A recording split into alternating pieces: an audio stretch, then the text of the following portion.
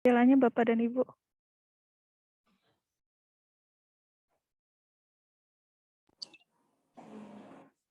Apakah sudah terlihat? Iya. Tampilan PPT-nya. Terima kasih Ibu. Baik, sekilas akan saya sampaikan terkait tentang PPSDM secara gambaran umum terlebih dahulu. Jadi briefing pemetaan kompetensi ini terkait bagaimana mengoptimalkan potensi diri kita. Seperti itu ya Bapak dan Ibu.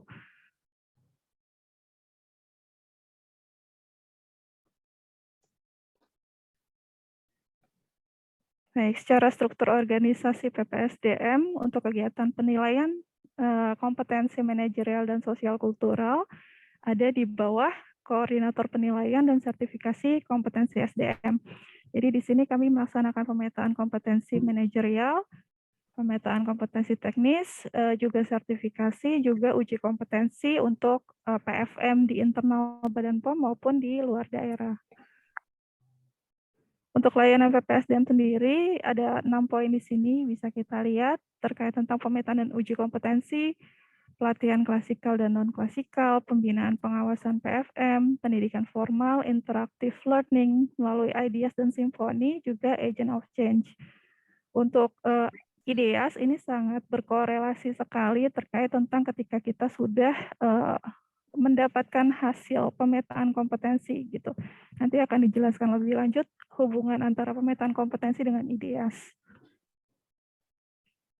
Untuk sistem merit sendiri, di sini peran PPSDM ada di poin pengembangan karir dan kompetensi, promosi dan mutasi, juga penerapan sistem pendukung.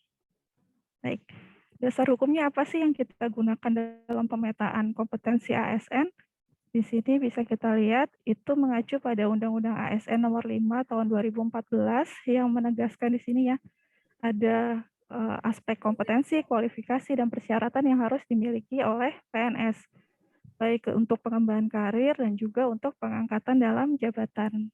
Juga mengacu pada PP 11 Tahun 2017, kalau kita lihat di sini, beberapa kompetensi itu ada acuannya dari sini terkait kompetensi manajerial dan teknis dan fungsinya seperti apa untuk pemetaan kemampuan ASN di Indonesia. Jadi apa yang kita lakukan di sini tidak hanya metodenya atau standarnya hanya digunakan di PPSN, tapi di seluruh badan dan kementerian lembaga seperti itu.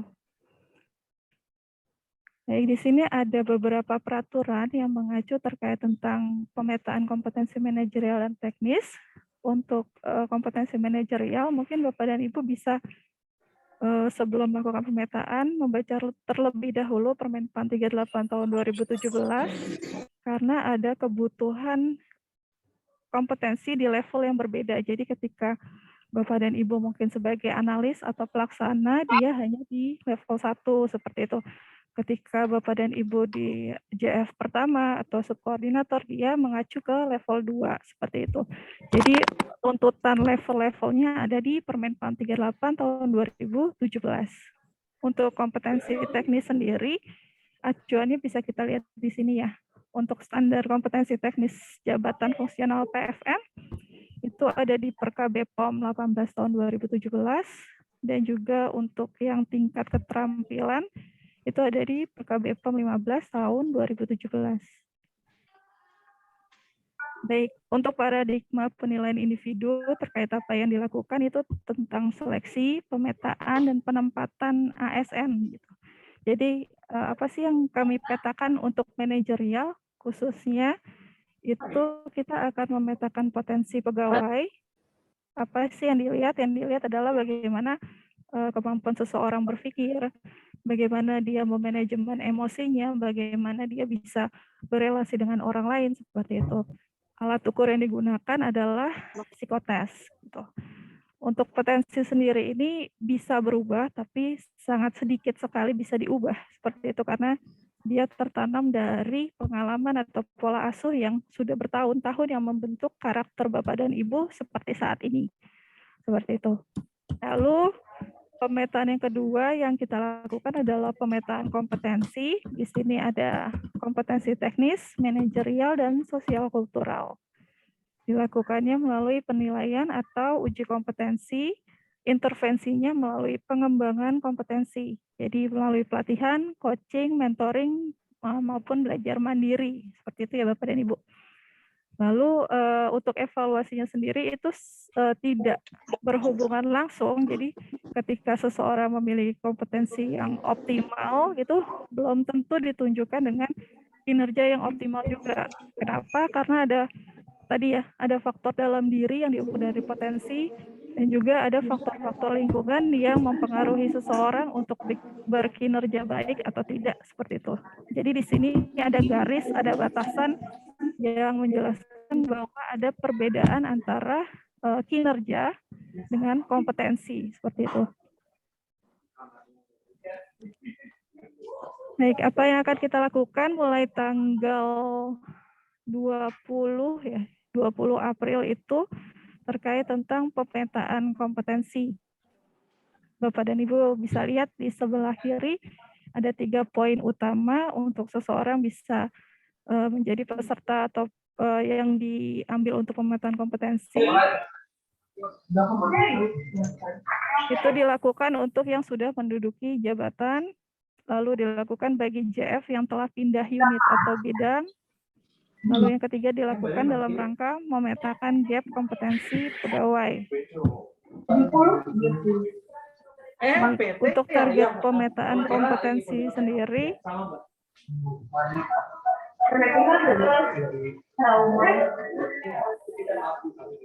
apa boleh di-mute ya? Maaf, soalnya saya sendiri di sini.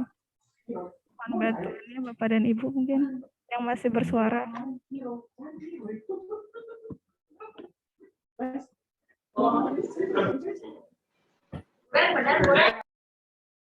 Baik, terima kasih. Untuk target peserta pemetaan kompetensi sendiri sudah dibantu dari Mbak Nina ya, kemarin Mbak Suci, juga Mbak Widi, terima kasih banyak untuk memberikan nominatif pegawai-pegawai sehingga diklasifikasi siapa saja yang ikut untuk pemetaan kompetensi. Jadi beberapa dari Bapak dan Ibu kenapa bisa ikut pemetaan kompetensi karena ada keharusan untuk update data kompetensi tiap 2 tahun sekali, seperti itu. Jadi mereka-mereka ini adalah SDM yang mengikuti penilaian tahun 2019 atau sebelumnya. Jadi harus ada updating data kompetensi. Dibacanya detail ya Pak, takut saya ada yang salah. Lalu SDM yang belum memiliki data kompetensi sesuai dengan standar Permenpan 38 tahun 2017 atau data yang bersangkutan belum ada di ASN, seperti itu. Lalu poin yang ketiga adalah SDM yang sudah menyelesaikan tugas belajar, kemudian dia diangkat kembali ke dalam jabatan fungsional atau struktural. Lalu yang keempat, PNS Angkatan 2019 atau 2020 yang sudah diangkat jabatan fungsional tertentu atau belum pernah mengikuti pemetaan kompetensi. Lalu poin kelima adalah PNS yang mengikuti uji kompetensi kenaikan jenjang PFM sampai dengan tahun 2020, itu jadi target juga. Dan PNS yang mengikuti UKOM tahun 2020 sampai 2021 dengan nilai kompetensi di bawah 78%. Baik, kita masuk ke pemetaan kompetensi manajerial dan sosial kultural. Seperti yang saya komunikasikan tadi ya, ada acuannya yaitu Permenpan 38 tahun 2017. Jadi Bapak dan Ibu bisa cari di sana, mungkin dibaca-baca terlebih dahulu supaya dapat gambaran saya ini di jabatan ini harusnya kemampuan manajerial saya seperti apa sih gitu. Jadi di sini bisa kita lihat ada 9 kompetensi, ada 8 kompetensi manajerial, yaitu integritas, kerjasama, komunikasi, orientasi pada hasil, pelayanan publik, pengembangan diri dan orang lain, mengelola perubahan, pengambilan keputusan, seperti itu. Dan ada 1 kompetensi sosial kultural, yaitu perekat bangsa. Kalau Bapak dan Ibu lihat di sini ada digit numerik ya, 1, 2, 3, 4, 5, ini adalah level kompetensi yang harus Bapak Ibu miliki. Jadi ketika Bapak dan Ibu berada tadi ya di jenjang fungsional umum atau pelaksana atau JF pemula, itu harus memenuhi standar kompetensi di level 1 gitu. Demikian untuk JF pelaksana. Di sini Bapak dan Ibu bisa lihat ada yang di level 2 dan di level 1. Untuk JF pertama atau struktural atau subkoordinator kalau sekarang ya, bukan eselon 4. Untuk subkoordinator atau JF pertama, tuntutan standar kompetensinya ada di level 2. Demikian untuk yang jenjang muda, standarnya di level 3. Gitu. Jadi ini bukan nilai, tapi ketika Bapak dan Ibu baca nih level-levelnya, di situ ada indikator atau cerminan perilaku level 1 seperti apa sih, cerminan level 2 seperti apa. Bapak dan Ibu mungkin bisa membaca terlebih dahulu sehingga ketika mengerjakan tes manajerial nanti bisa optimal untuk hasilnya, seperti itu. Baik, mungkin saya bisa kasih gambaran salah satu kompetensi yang ada di Permenpan 38 tahun 2017. Itu salah satunya adalah integritas. Jadi bagaimana peran seseorang untuk menjaga nilai-nilai norma yang berlaku di organisasi. Contohnya kayak kepatuhan gitu. Gimana sih dia bisa menerapkan kepatuhan itu gitu. Ketika dia sudah menerapkan kepatuhan itu untuk dirinya sendiri dan itu dicerminkan dalam perilaku, itu baru di level 1 seperti itu. Kita lihat di sini deskripsi di level 1 adalah mampu bertindak sesuai nilai norma etika organisasi dalam kapasitas pribadi. Jadi ketika mungkin nanti Bapak dan Ibu mengerjakan dan ada level kompetensinya masih di level 1, bukan berarti Bapak dan Ibu nilai integritasnya cuma 1. Bukan seperti itu ya Bapak dan Ibu. Jadi di sini kenapa level 1 itu karena tindakan yang Bapak Ibu cerminkan dalam perilaku itu masih kapasitas diri sendiri. Jadi belum ada dampaknya untuk orang lain terkait tentang integritas. Untuk level 2, ini Bapak dan Ibu sudah bisa mengingatkan atau mengajak rekan kerja untuk bertindak sesuai norma dan etika organisasi. Jadi tindakan perilaku yang Bapak Ibu tampilkan ini sudah berdampak untuk orang lain gitu. Jadi Bapak dan Ibu bisa memberikan pengaruh untuk orang lain bisa berperilaku jujur, berperilaku disiplin, seperti itu. Norma-norma yang terkait tentang nilai-nilai integritas. Seperti itu. Demikian untuk level selanjutnya, jadi semakin levelnya tinggi, itu semakin jabatan Bapak dan Ibu mungkin di level muda atau madya, tuntutan perilakunya juga akan semakin luas. Jadi kacamatanya tidak hanya fokus untuk diri sendiri, tapi bagaimana bisa berdampak bagi orang lain. Kurang lebih seperti itu. Baik, di sini ada klasifikasi untuk metode yang digunakan untuk penilaian kompetensi manajerial. Untuk Bapak dan Ibu yang di luar talent pool, di Bitly mungkin Bapak dan Ibu bisa lihat ya, ada tabel yang bisa Bapak Ibu lihat di sana. Bapak dan Ibu masuk dalam usulan talent pool atau tidak. Untuk Bapak dan Ibu yang tidak masuk dalam usulan talent pool, maka yang akan dilakukan adalah TP test situational judgment test, yaitu tes kompetensi. Jadi isinya hanya simulasi situasi yang berbeda-beda. Jadi ada bentuk situasi dan bentuk pilihan tindakan atau perilaku apa sih kira-kira ketika Bapak dan Ibu berada di situasi tersebut gitu. Di situ Bapak dan Ibu bisa memilih pilihan A, B, C sampai E seperti itu. Jadi itu masuk ke tes kompetensi dan juga ada tes gaya belajar. Ini bukan mapping kompetensi tapi salah satu pengukuran potensi gitu ya. Tapi ini juga harus dikerjakan juga evaluasi kegiatan. Lalu selanjutnya untuk jenjang subkoordinator JF Madya, ini wajib untuk mengikuti metode assessment center karena masuk dalam mapping talent pool, yaitu koordinator, subkoordinator, JF Madya, dan usulan talent pool tadi ya. Itu mengikuti metode assessment sedang. Jadi apa saja sih assessment center sedang ini, yaitu salah satunya problem analisa yang akan dilakukan, presentasi, dan pengisian kuesioner kompetensi, wawancara kompetensi, gaya belajar sama, tetap harus dilakukan, dan evaluasi kegiatan. seperti itu. Untuk assessment center metode sedang, untuk jadwalnya nanti akan direncanakan setelah Lebaran. Jadi nanti akan saya koordinasi dengan Mbak Suci, Mbak Widi, sama Mbak Nina. Seperti itu. Bapak dan Ibu juga bisa masuk ke WA group yang sudah saya share di chat tadi ya, supaya tidak tertinggal informasi untuk kegiatan pemetaan manajerial maupun teknis. Lalu untuk yang ketiga kita lihat ini adalah di pucuk untuk struktural, khusus eselon 2, dia dilakukan pemetaan asesmen bagi pihak ketiga gitu. Jadi metodenya juga akan lebih kompleks.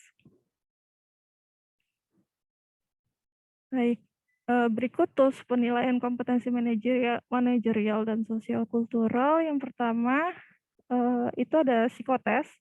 Jadi untuk yang non talent pool, yang bukan usulan talent pool, nanti di tanggal 20 sampai tanggal 22 April akan ada psikotes. Tidak setiap hari, tapi Bapak dan Ibu bisa adjust waktunya. Mungkin yang kosong waktunya kapan bisa di manajemen sendiri di tanggal 20 sampai 22 April. Proporsional kalau katakan. Itu nanti ada psikotes. Lalu di tanggal 20 April itu khusus untuk SCT. Jadi Bapak dan Ibu yang berada di klasifikasi non-talent pool akan mengerjakan tes kompetensi. Yang seperti tadi ya, yang situasi dan ada pilihan ganda. Seperti itu. Untuk LGD, ini salah satu tools juga, cuma tidak kita gunakan untuk pemetaan Bandung. Yang keempat ada simulasi in-tray, ini tidak juga digunakan. Yang digunakan adalah problem analisis ini untuk peserta talent pool. Tadi ya, koordinator, subkoordinator, sama usulan talent pool akan melaksanakan metode assessment center. Dan salah satu simulasinya adalah problem analisis. Problem analisis nanti akan diberikan suatu kasus tertentu, mirip-mirip tentang instansi Badan POM, tapi bukan instansi BPOM ya. Jadi ada simulasi khusus yang menarik pola pikir Bapak dan Ibu, bagaimana menangkap informasi tersebut, dan bagaimana menuangkan dan menganalisa permasalahan tersebut. Seperti itu dituangkan dalam problem analisis. Lalu selanjutnya ketika sudah dilakukan problem analisis, nanti juga akan melakukan presentasi.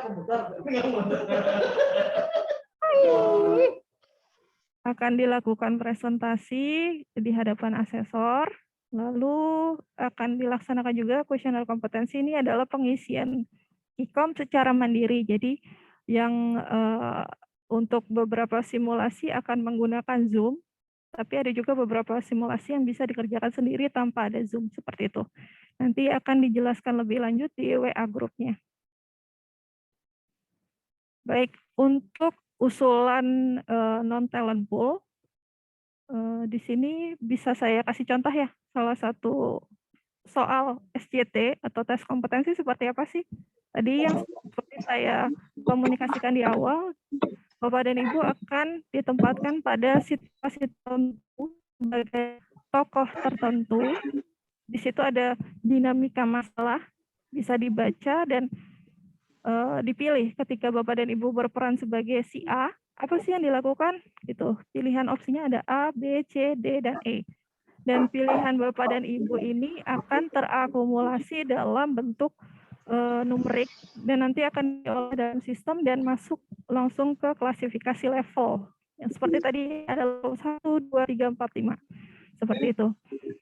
Dan kita bisa baca bersama-sama di sini salah satu soalnya. Bapak dan Ibu ini ditempatkan sebagai tokoh yang bernama Risa. Risa yang bekerja sebagai kritikus makanan di sebuah majalah ternama. Salah satu senior di tempat kerja baru saja membuka usaha rumah makan.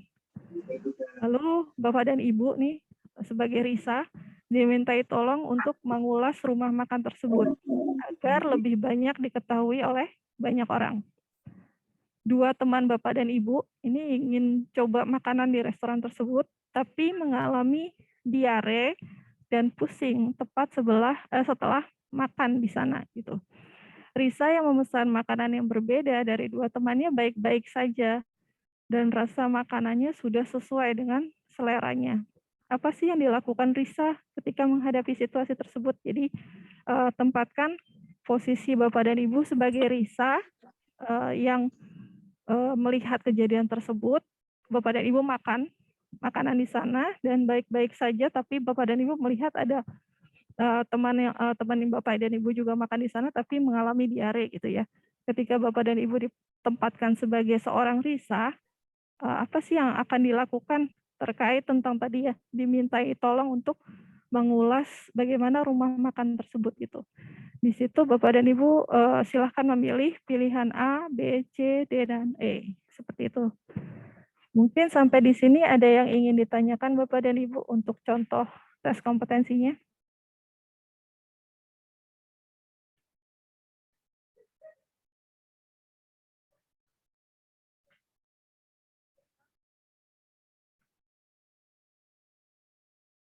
Baik, jika tidak ada, saya lanjutkan.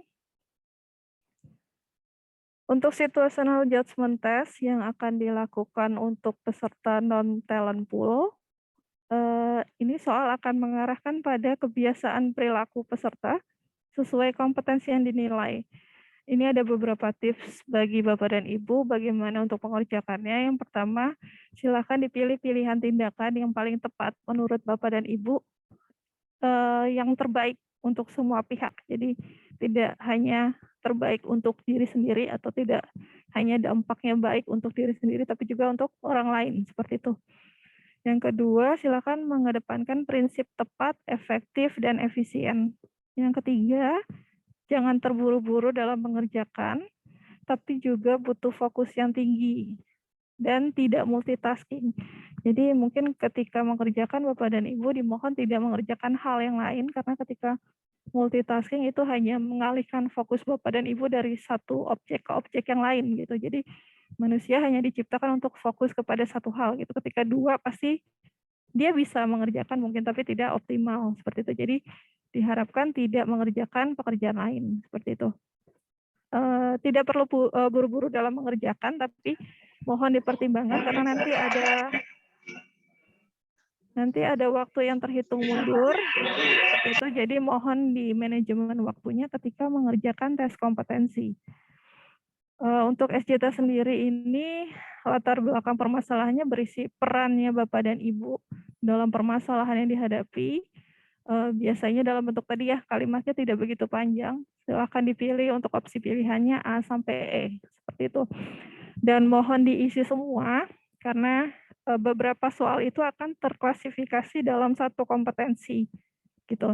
Jadi misalnya dalam 6 soal, itu akan mencerminkan kompetensi integritas, seperti itu.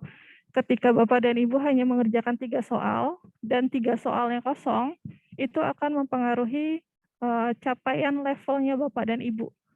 Jadi mohon diisi semua, dan penting untuk manajemen waktu. Untuk itu makanya tidak disarankan untuk mengerjakan pekerjaan yang lain.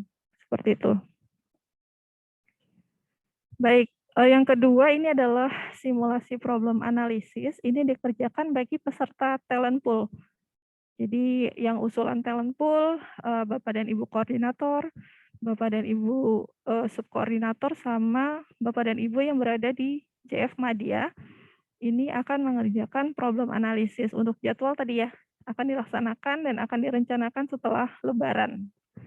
Jadi problem analisis ini menilai bagaimana individu dapat terlibat dalam pemecahan masalah organisasi atau manajemen melalui sebuah kajian. Jadi diukur nih ketika Bapak dan Ibu melihat salah satu simulasi di problem analisis ini, dilihat pola pikir Bapak Ibu seperti apa sih ketika menangkap informasi, seperti itu. Lalu yang kedua, baca permasalahan secara seksama dan tulis poin-poin masalah yang ditangkap. Seperti itu salah satu trik ya untuk mengerjakan problem analisis. Yang ketiga, Bapak dan Ibu diharapkan memberikan solusi untuk pemecahan masalah seperti apa sih yang paling tepat gitu. Tapi yang konkret untuk digunakan secara detail, lengkap, dan jelas. Jadi diharapkan tidak menuangkan teori, tapi langsung menuliskan tindakan konkret apa sih yang bisa dikerjakan untuk mengatasi masalah tersebut gitu. Yang keempat, jangan menulis hanya poin-poin inti saja, tapi dijelaskan secara rinci seperti membuat kajian pemecahan masalah seperti itu. Jadi seperti harus berkoordinasi gitu. Diharap tidak menggunakan kata-kata itu atau akan ditindaklanjuti gitu.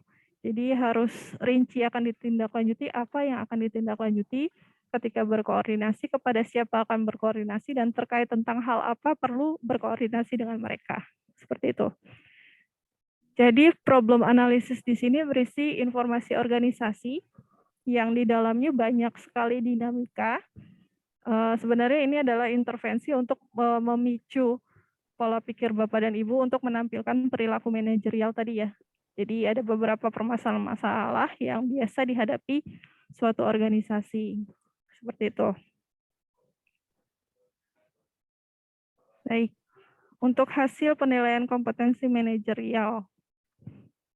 Jadi ketika Bapak dan Ibu sudah mengerjakan beberapa simulasi, misalnya ikut metode assessment center tadi yang untuk usulan talent pool, ataupun yang bukan usulan talent pool, yang mengerjakan SJT, nanti akan ada hasilnya ketika Bapak dan Ibu sudah selesai mengerjakan. Untuk SJT biasanya akan lebih cepat, tapi untuk yang usulan talent pool akan lebih lama, karena nanti ketika Bapak dan Ibu sudah menyelesaikan beberapa simulasi, mungkin di beberapa hari yang berbeda, hasilnya itu akan kami rekap. Setelah itu akan kami nilai, dan yang menilai tidak hanya satu orang, tapi beberapa asesor. Kita akan melakukan semacam diskusi, namanya asesor meeting. Jadi di sana kita akan mendiskusikan dan menampilkan perilaku Bapak dan Ibu ketika di problem analisis seperti apa, ketika presentasi seperti apa, dan ketika wawancara seperti apa. Gitu. Jadi yang dilihat di sini bukan hanya satu simulasi, tapi konsistensi jawaban Bapak dan Ibu. Jadi kita akan menyepakati bersama Bapak dan Ibu berada di level mana, seperti itu. Untuk hasilnya sendiri, Bapak dan Ibu bisa melihat di CASN. Di situ ada kompetensi, bisa lihat di penilaian kompetensi, dan masuk ke riwayat penilaian kompetensi manajerial. Baik, tampilannya akan seperti ini. Akan ada nama di sebelah sini ya. Di sini ada pangkat, kerjanya di sini. Silakan Bapak dan Ibu klik gambar ini untuk menampilkan hasil pemetaan kompetensi manajerial.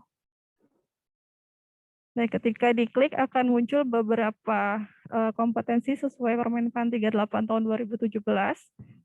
Ada integritas, kerjasama, komunikasi, orientasi hasil, layanan publik, pengembangan diri dan orang lain, mengelola perubahan, pengambilan keputusan, dan perekat bangsa. Jadi di sini nanti untuk yang usulan yang non-talent pool, yang mengerjakan tes kompetensi, ini tampilannya ketika diklik akan muncul semua di satu layar yang sama, yaitu terkait tentang gambaran manajerial dan leadership-nya seperti apa sih, gambaran yang bersangkutan ketika harus berelasi dengan orang lain seperti apa sih, gitu. Terus gambaran personal attitude dan bagaimana dia mencapai suatu target itu seperti apa, seperti itu.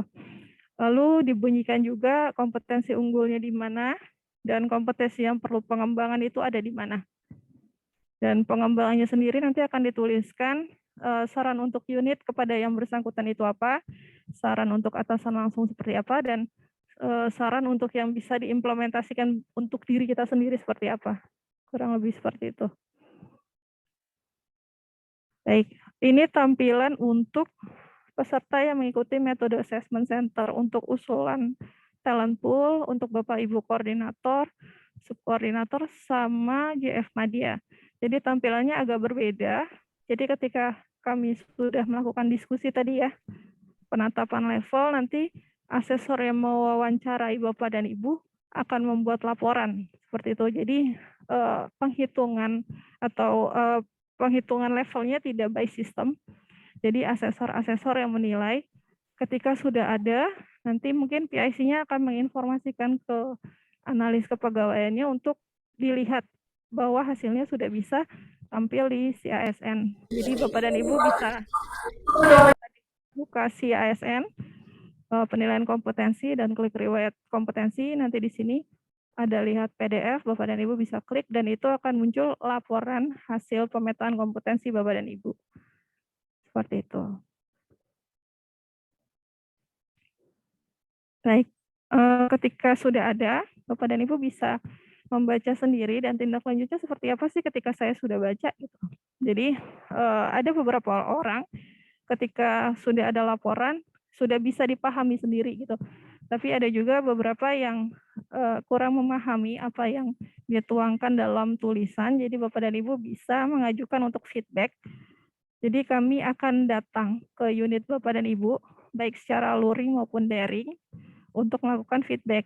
Jadi silakan balai untuk menjadwalkan siapa saja yang akan di feedback gitu dan hari apa gitu. Nanti kami akan datang ke sana ataupun via daring gitu untuk melakukan feedback untuk mengkonfirmasi dari hasil laporan Bapak dan Ibu yang ditampilkan di CASN seperti itu.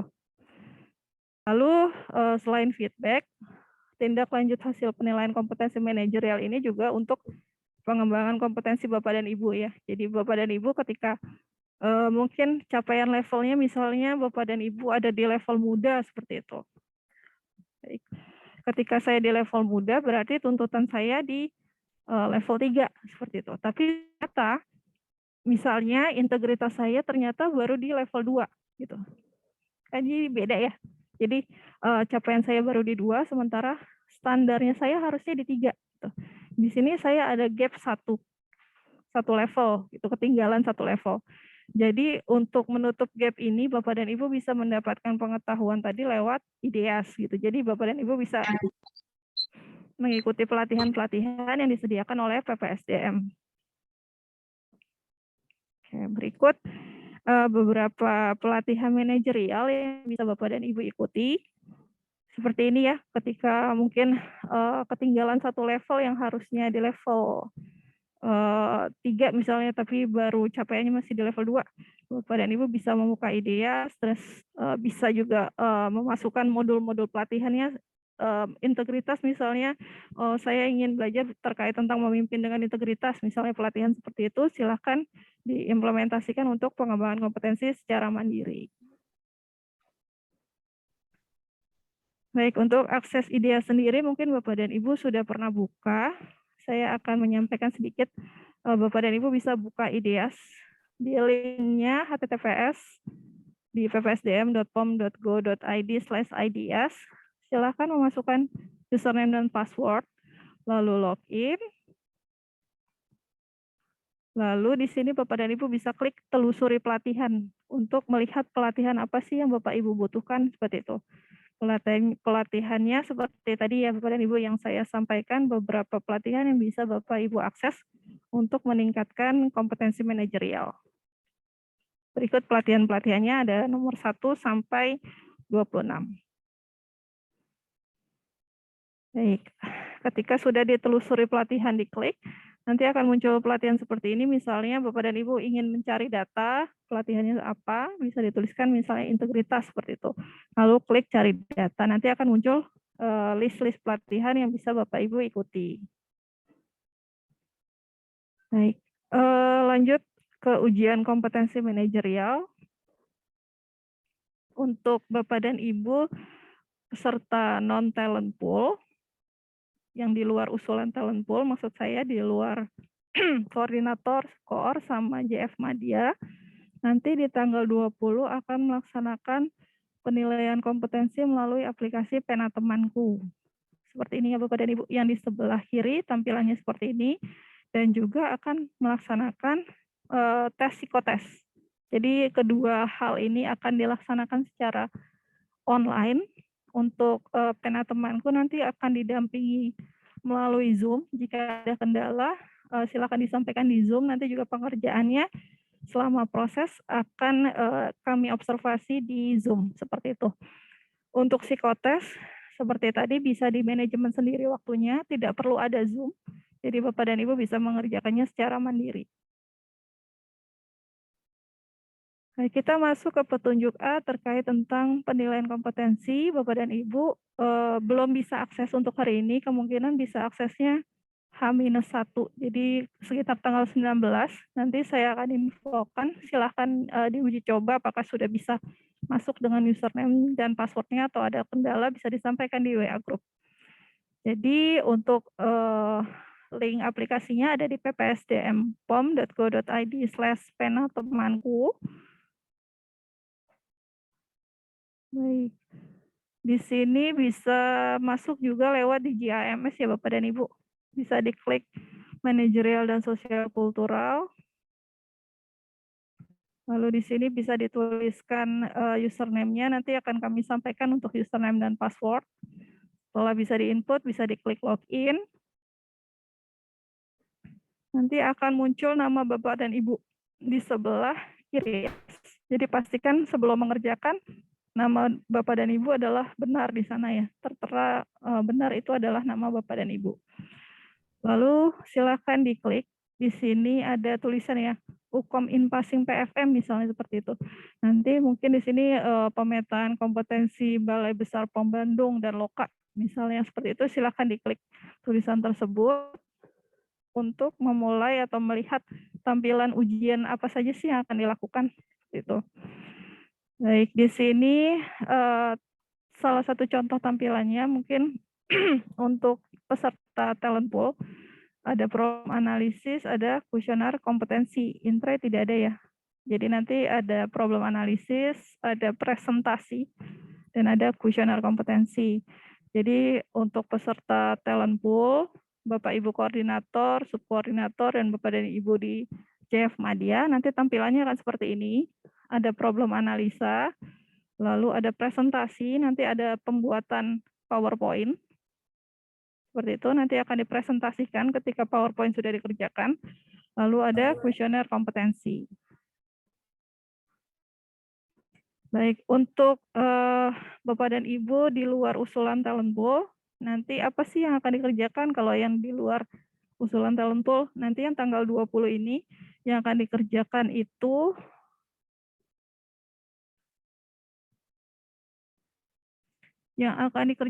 adalah tes kompetensi BPOM ya. Jadi ada tadi soal-soal yang ditampilkan dalam situasi tertentu dan dijawab melalui poin-poin A, B, C, D, atau E, seperti itu.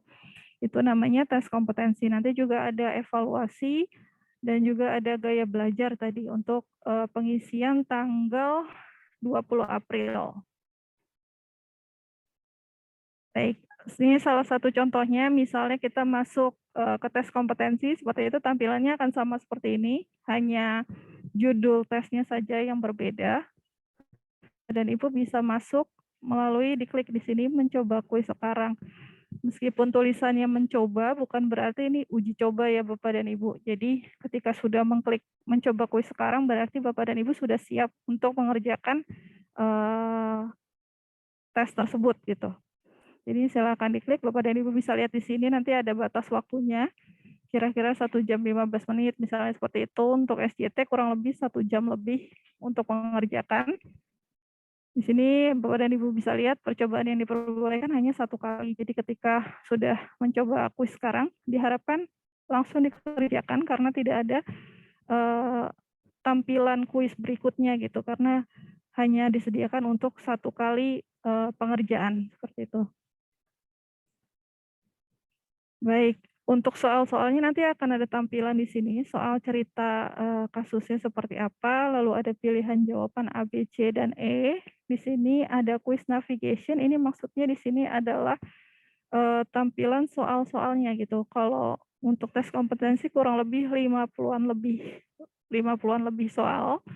Nanti ketika kotaknya abu-abu berarti sudah dijawab, tapi ketika kotaknya belum berwarna abu-abu berarti Bapak dan Ibu belum menjawab di soal tersebut, seperti itu. Jadi di sini nanti ada tampilan nomor-nomor soal 1 sampai 50 sekian, seperti itu. Di sini Bapak dan Ibu mohon diperhatikan waktu yang tersisa gitu. Jadi ketika mengerjakan mohon fokus tapi juga mempertimbangkan manajemen waktu. Jadi Sisa waktu akan terhitung mundur dan ketika sudah selesai waktunya, dia akan otomatis tertutup. Seperti itu. Baik. Ketika tadi di sini ada finish attempt ya Bapak dan Ibu, ini maksudnya ketika sudah Bapak Ibu yakin tentang jawaban yang sudah dituangkan di tes, silakan diklik finish attempt. Lalu di sini ada tampilan hasilnya. Jadi apakah nomor 1 sampai 54 itu sudah Bapak Ibu jawab. Jadi ketika sudah dijawab oleh Bapak dan Ibu, di sini ada tulisan nanti jawaban disimpan. Namun ketika ada yang masih kosong, nanti akan tampil tulisan belum dijawab seperti itu. Jadi mohon dipastikan semuanya statusnya jawaban disimpan untuk meyakinkan bahwa seluruh jawaban sudah Bapak dan Ibu kerjakan. Seperti itu. Ketika di sini ada tulisan belum terjawab, silakan diklik return to attempt. Ketika diklik return to attempt berarti Bapak dan Ibu akan kembali lagi ke soal yang tadi gitu. Silakan dilihat di sini apakah dia sudah berwarna abu-abu atau masih putih. Ketika kotaknya masih putih, silakan diklik saja langsung soal yang berwarna putih. Dan dia akan menunjukkan soal yang belum Bapak Ibu jawab. Itu. Ketika di sini sudah jawaban disimpan semua, silakan diklik submit all finish. Jadi biasanya ada 2 submit yang akan diklik. Jadi ketika sudah diklik submit all finish, ini berarti baru tersimpan di komputer Bapak dan Ibu, gitu ya. Itu belum dikirim ke kami. Nanti ketika sudah submit all finish, nanti ketika itu akan muncul lagi tampilan di kotak biru yang tulisannya submit all finish lagi. Jadi harus 2 kali. Jadi ketika sudah 2 kali baru datanya terkirim ke PPSDM seperti itu. Oke, tampilannya seperti ini ya Bapak dan Ibu.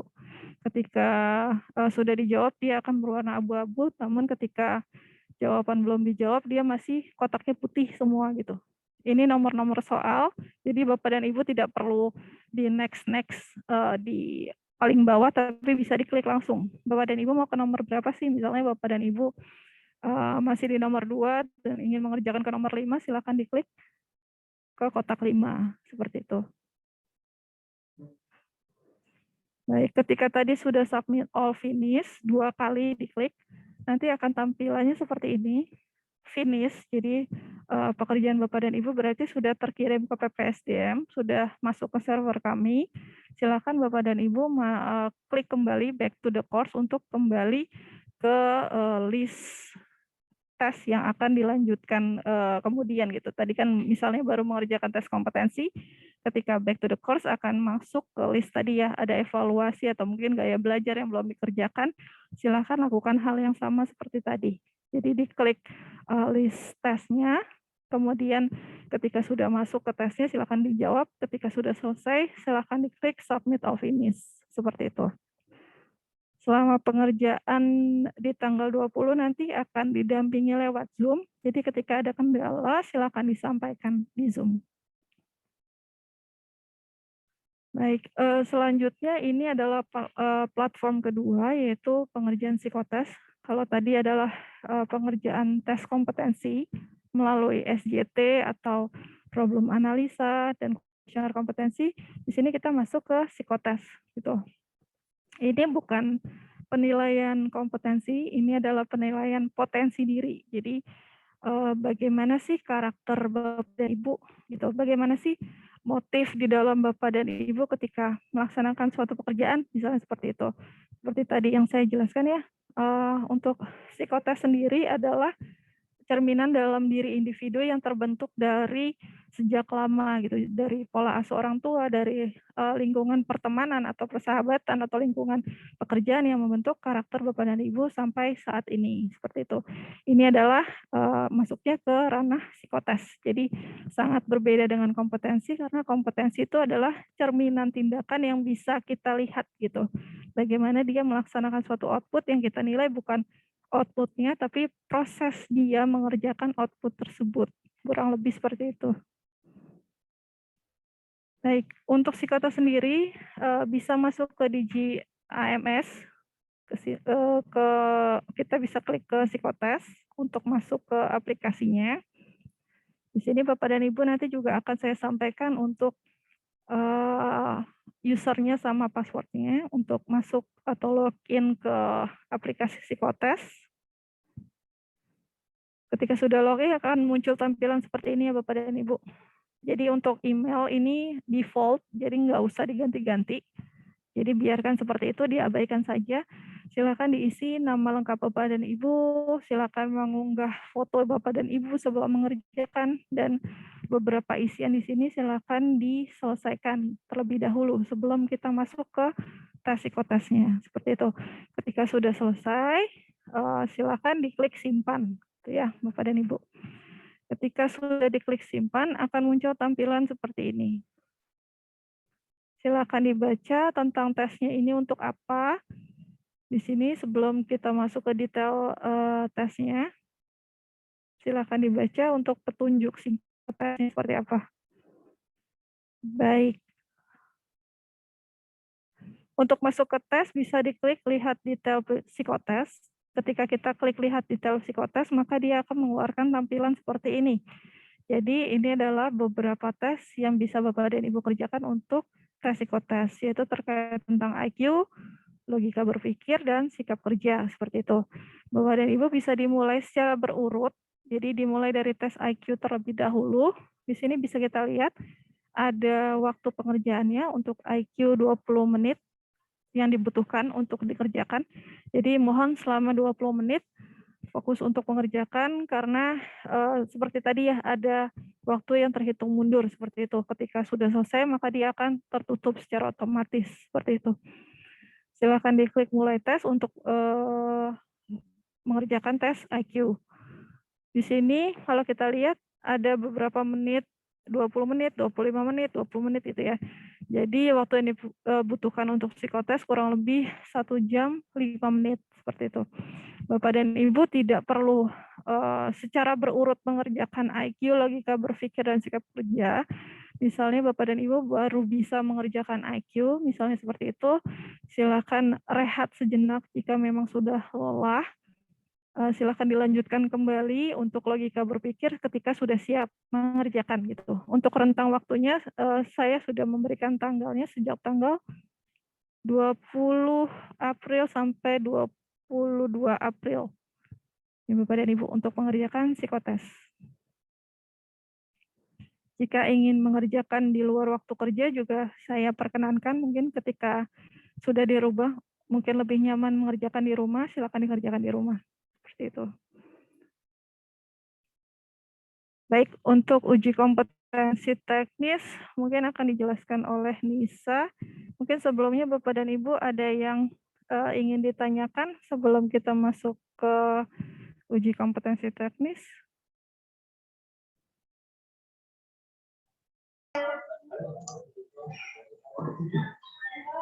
Izin bertanya, Pak. Izin bertanya, mohon izin. Iya, Ibu. Mbak Nina dulu, Pak saya dulu, Mbak Nina. Bisa dibuka. Mangga Ibu duluan nggak apa-apa. Ya, terima kasih. Terima kasih, Mbak Wina. Iya, Ibu. Ada beberapa pertanyaan ya. Yang pertama terkait dengan daftar nominatif tadi ya. Di situ kan disebutkan untuk yang akan dilaksanakan setelah Lebaran itu untuk talent pool, koordinator, subkoordinator, dan madya ya? Iya, Bu. Nah, terkait talent pool itu, apakah balai harus mengajukan atau sudah ada daftarnya? Karena saya lihat tadi di list itu hanya koordinator, subkoordinator, dan madya ya, kalau dari Balai Besar POM Bandung itu. Kalau misalnya balai harus mengajukan, kriterianya seperti apa? Itu yang pertama. Iya. Kemudian yang kedua, mau langsung dijawab atau saya bertanya? Langsung dijawab apa-apa deh, Bu. Oh, mangga.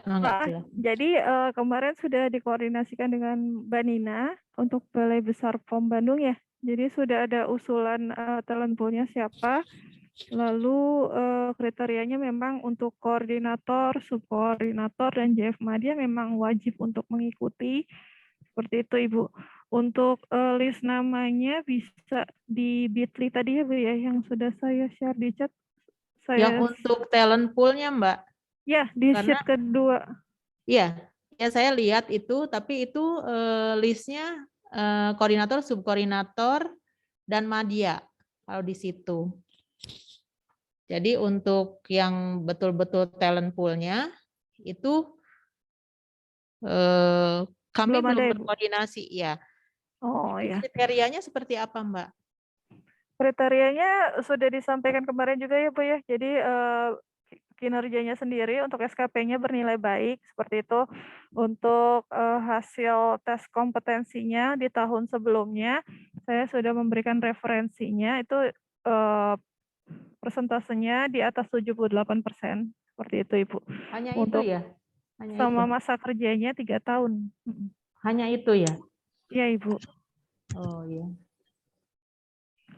Dan untuk totalnya berapa talent pool-nya itu 20% 20% ya? dari seluruh total pegawai ya, Bu. Tidak hanya Ya. total Balai Besar POM Bandung, tapi sudah terhitung 20% dari Balai Oh, Besar, Loka, POM Tasikmalaya, dan Loka POM di Bogor. Seperti itu, Bu. oh itu ya, 20%-nya itu dari situ ya? Akumulasi seluruhnya. Oke. Mm. Nah, kemudian yang kedua, untuk jadwal psikotes itu kan tadi apa yang pada kompetensi Mansoskulnya ya, Mm. tanggal 20 sampai 22 April. Nah, ini apakah nanti teman-teman fleksibel bisa di tanggal kapan saja? Mm. Bisa ya? Iya, bisa Ibu. Jadi untuk yang lewat Zoom hanya tadi ya, cuma yang tes kompetensi di tanggal 20 nanti wajib untuk Zoom, Bu. Jadi nanti kalau ada kendala juga bisa kami bantu di Zoom. Untuk psikotes sendiri, untuk psikotes bisa dikerjakan mandiri dari tanggal 20 sampai tanggal 21. Silakan dipilih waktunya yang nyaman kapan, Bu. Jadi seperti tadi saya sampaikan, ketika mungkin nyamannya di rumah, silakan dikerjakan di rumah gitu, Bu. Bisa Iya. dijeda waktunya. Iya. Kemudian kalau misalnya staf yang bersangkutan berhalangan hadir, tidak bisa ditinggalkan dinasnya gitu kan di tanggal-tanggal tersebut. Nah, itu bagaimana? Apakah ada reschedule atau bagaimana? Yang di tanggal 20 atau yang Iya, psikotes, Ibu? 20 sampai dengan 22 misalnya. Kalau misalnya bisa dikerjakan, kalau misalnya untuk yang tanggal 20 tidak bisa, nanti diusulkan untuk susulan saja, Ibu, nama-namanya. Bisa susulan ya. Mm-mm. Ya, nanti mungkin Mbak Nanti Nina yang bisa akan. diedit ya, Bu, ya, di Bitly-nya, Ibu, Iya, untuk baik. pesertanya. Karena ada beberapa tugas yang mungkin tidak bisa ditinggalkan. Kemudian nanti teman-teman berada di daerah yang mungkin susah jaringan dan sebagainya. Siap, Itu Bu. mungkin. Tapi kalau misalnya dimungkinkan, yang tanggal 20 itu wajib ikut Zoom ya. Sama-sama ya. Untuk yang talent pool tidak perlu ya, Bu, ya? Oh iya, iya. Heeh. Maksudnya yang Yang di nominatif luar. yang selain talent pool ya. Iya, Bu. Itu kemudian selanjutnya terkait dengan materi pelatihan di IDEAS ya. Mm-mm. Nah, kebetulan kan saya sudah mengikuti pemetaan Mansoskul bulan Desember tahun lalu oleh pihak ketiga ya. Mm-mm. Nah, itu ternyata sarannya itu saya harus salah satunya ya, saya harus mengikuti pelatihan konflik manajemen training. Nah, itu saya cari di IDEAS nggak ada. Jadi mungkin usulan ya, saran supaya ada, supaya saya tidak perlu ikut ke luar ya di lembaga Oke. training yang ada. Gitu Tambahan aja sih. untuk modul ya, Bu, ya, untuk Iya, modul di pengembangannya di situ. bidang 2 ya. Nanti disampaikan ke bidang 2, Ibu. Terima kasih, Ya. Ibu, untuk saran masukannya. Ya. Terima kasih, itu saja mungkin. Mangga Mbak Nina, silahkan. Oke, terima kasih. Izin Mbak Wina bertanya. Iya, Ini Mbak. ada beberapa sih yang bertanya. Pertama, kalau misalnya koneksi internetnya nggak stabil atau kurang bagus gitu ya Mbak ya, itu apakah akan berpengaruh dengan hasil pemetaan Mansos ini, kompetensi Mansos? Oke, baik. Dari pengalaman terdahulu, Mbak, ketika internetnya nggak stabil, biasanya sih akan tersimpan otomatis di aplikasi, gitu. Jadi ketika mungkin tidak ada kendala koneksi, silakan mungkin di-refresh atau di-login kembali gitu untuk masuk ke tesnya. Tapi beberapa peserta ada ya juga yang pengalamannya ketika masuk kembali, waktunya memang sudah terhitung gitu. Jadi tidak freeze ketika dia keluar, freeze-nya tetap di waktu yang sama gitu. Kadang kendalanya memang waktunya jadi semakin sedikit karena proses dia keluar masuk dari aplikasi. Itu jadi mohon mungkin ketika buka aplikasi tidak membuka aplikasi yang lain karena supaya tidak memberatkan sistemnya ketika loading data. Gitu Mbak Nina. Soalnya waktu kapan ya kita pernah UPOM juga. Tapi waktu itu disarankan jangan refresh, Mbak, katanya waktu itu Mbak Bintang. Oh, itu yang psikotes mungkin ya, Mbak? Bukan, ini uji kompetensi teknis sih. Oh, Teman-teman untuk yang kan, teknis. katanya Ya. kalau di aplikasinya jangan refresh gitu. Oh, mungkin Terus untuk aplikasi kalau back-nya juga jangan back yang atas, tapi back-nya back yang dari aplikasi. Misalnya aplikasi itu ada tulisan sebelumnya, selanjutnya gitu. Kalau misalnya back-nya pakai yang biasa kan kalau komputer tuh ada yang back yang di atas, kalau pakai itu nanti suka ada trouble. Itu sih waktu itu dibilangnya seperti itu. Kalau untuk pena temanku, ketika mungkin kendala bisa masuk login ulang aja, Mbak. Pas ya. Untuk psikotes mungkin yang nggak bisa di-refresh ya. Untuk psikotes jangan di-refresh karena ketika di-refresh biasanya dia akan mengulang kembali gitu, mengulang pekerjaan dari awal. Oh iya. Nah, terus satu lagi Mbak, ini kan yang kemarin kan dari info dari Mbak Wina itu yang tidak ikut pemetaan kompetensi Mansoskul yang sekarang itu, yang sudah ikut pemetaan kompetensi Mansoskul tahun 2021. Terus yang CPNS, karena CPNS sudah mengikuti pemetaan kompetensi Mansoskul tanggal 12 April kemarin. Dan juga satu lagi BUP batas usia pensiun tahun 2022. Nah, kalau yang akan pensiun tahun 2023 ataupun 2024 itu masih diwajibkan ikut pemetaan kompetensi Mansoskul ya, Mbak? Masih. Arahan dari Mas Satria kemarin masih ikut, Mbak. Kalau 2020. Nah, terus kemarin itu saya masukkan di link yang untuk talent pool itu kan sesuai arahan dari PPSDM itu untuk yang koordinator, subkoordinator, PFM Madya, seluruh PFM Madya, dan talent pool usulan dari Balai Besar POM di Bandung. Seperti yang tadi sudah disampaikan oleh Bu Sofi, kami belum memasukkan nama-nama yang talent pool usulan dari Balai Besar POM di Bandung di luar PFM Madya, koordinator dan subkoordinator gitu Mbak. Sebagai info. Oke, baik. Nanti bisa ditambahkan saja ya Mbak untuk usulannya. Seperti tadi juga hitungannya 20% dari akumulasi seluruh pegawai di Balai Besar POM juga lokal gitu. Ya, Mbak, itu 20% itu udah termasuk koordinator, subkoordinator, dan PFM Madya itu? Iya, sudah termasuk Mbak. Oh iya, ya. Makasih Mbak. Sama-sama Mbak Nina. Mungkin Bapak dan Ibu ada yang ingin disampaikan lagi mungkin yang belum jelas untuk pemetaan manajerial sebelum kita masuk ke teknis?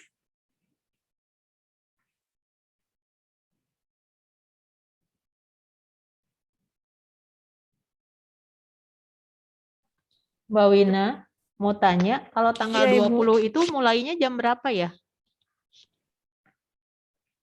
Tanggal 20 kalau nggak salah di surat jam 9 ya, Bu? Oh, jam 9 ya? Ya, terima kasih Mbak Wina. Iya, Bu. Mbak Wina, maaf. Ini kan Mbak Wina mau masuk ke pemetaan kompetensi teknis. Ini pertanyaannya, pemetaan kompetensi teknis itu hanya untuk PFM ya, Mbak ya? Iya, untuk PFM saja, Mbak. Jadi untuk fungsi TU, untuk TU tidak ikut pemetaan kompetensi. Enggak, tidak perlu. Kalau untuk CFU yang ada di teknis, apakah mereka ikut pemetaan kompetensi teknis?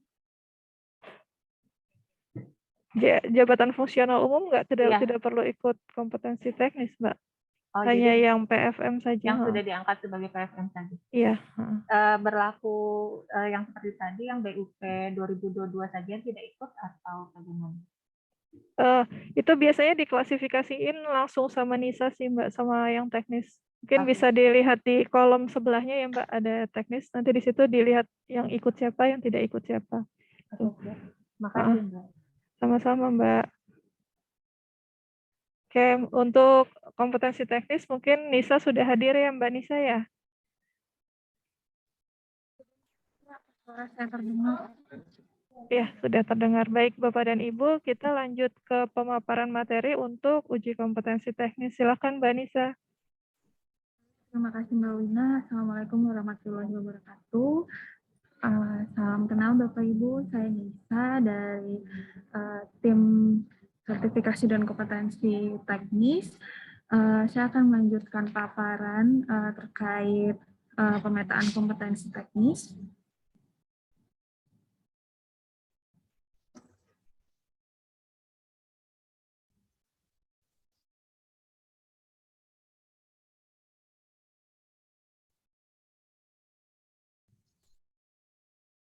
Bapak Ibu, yang sudah disampaikan Mbak Wina tadi, dalam pemetaan kompetensi itu terdapat kompetensi manajerial sosial kultural dan juga kompetensi teknis. Izin saya akan menjelaskan terkait kompetensi teknis.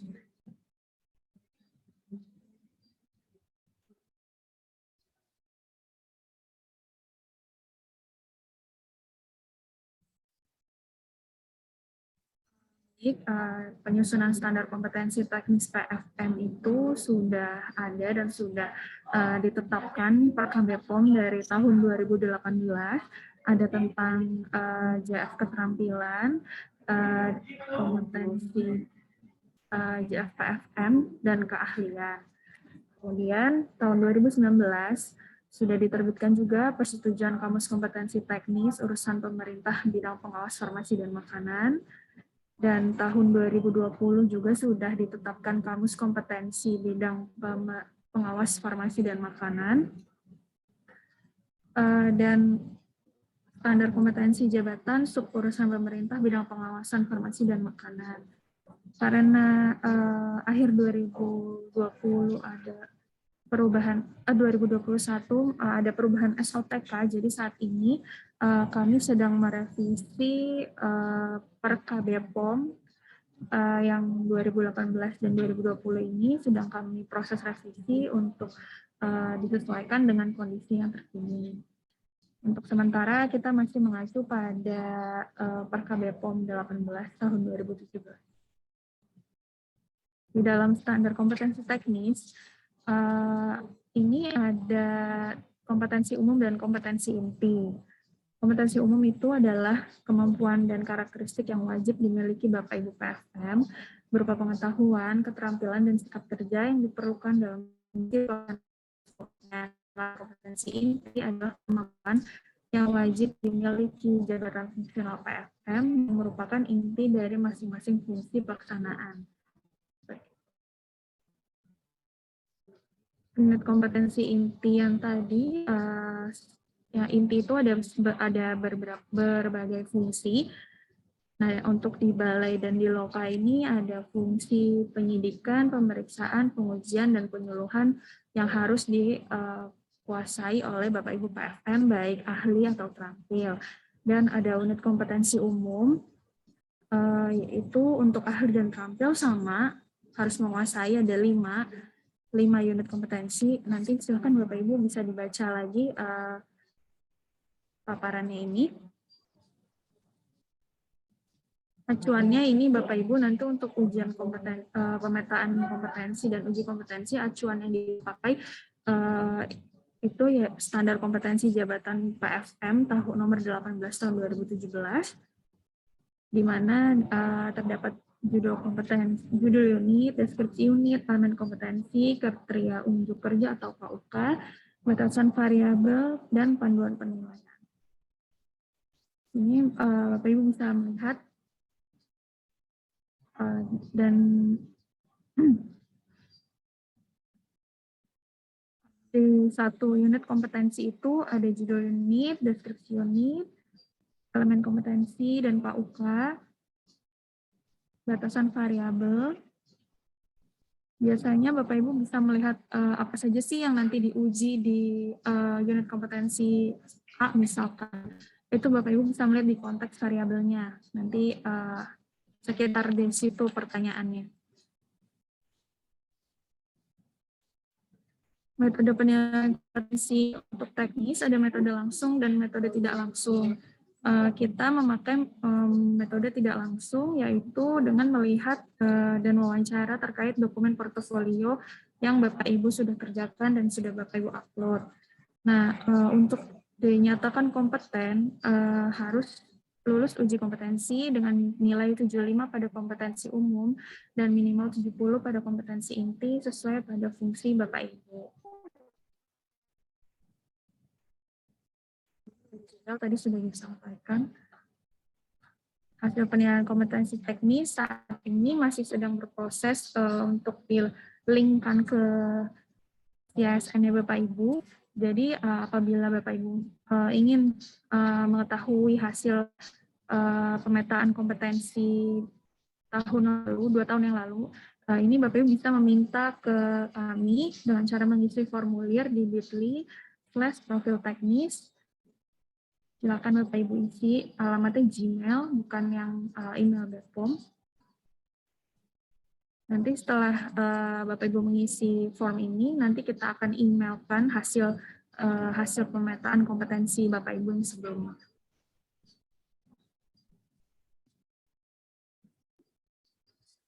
Nanti tindak lanjut hasil penilaian kompetensi ini nanti bisa di feedback terjadwal atau feedback sesuai permintaan yang kerja, dan pengembangan kompetensi bisa secara mandiri, mengikuti pelatihan, dan bersama atasan melakukan coaching, mentoring, serta penugasan.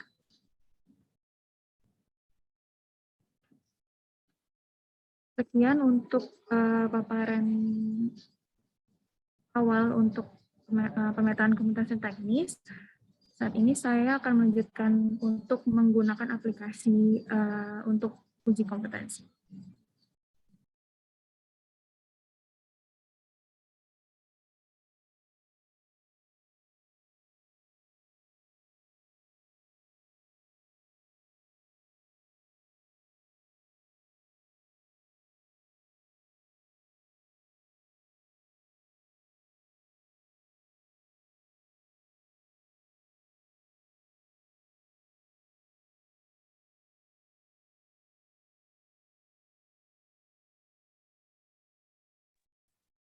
Tadi sudah disampaikan linknya untuk kegiatan kita nanti pemetaan kompetensi kan ya. Di sini nanti Bapak Ibu bisa melihat materi-materi yang sudah disampaikan di sini.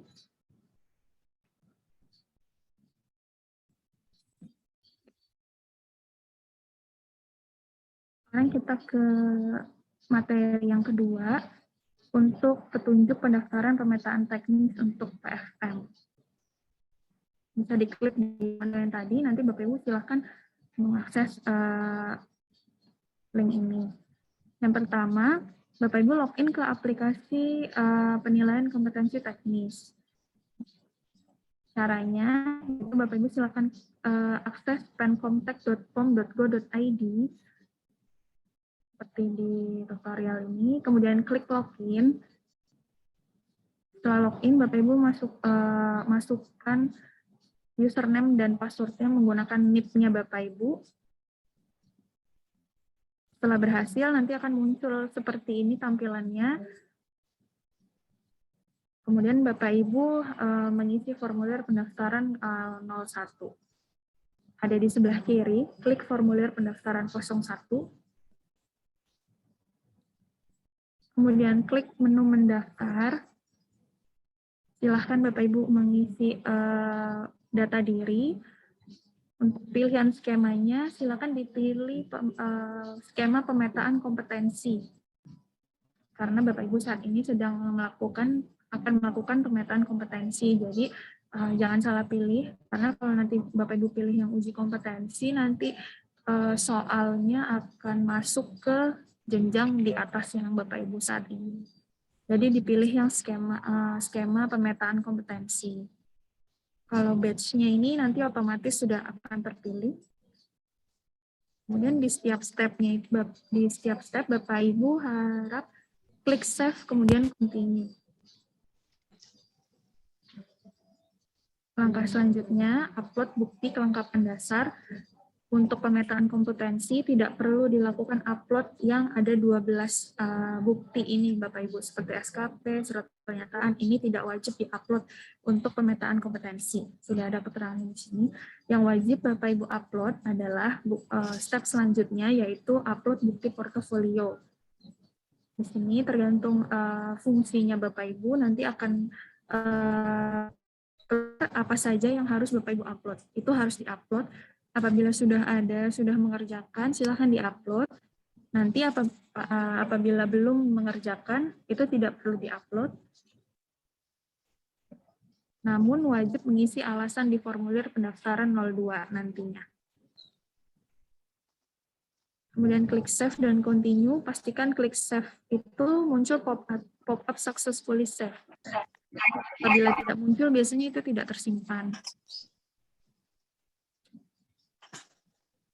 Selanjutnya, pastikan seluruh step sebelumnya telah mengklik save sebelum step terakhir. Apabila sudah yakin, Bapak Ibu klik kirim.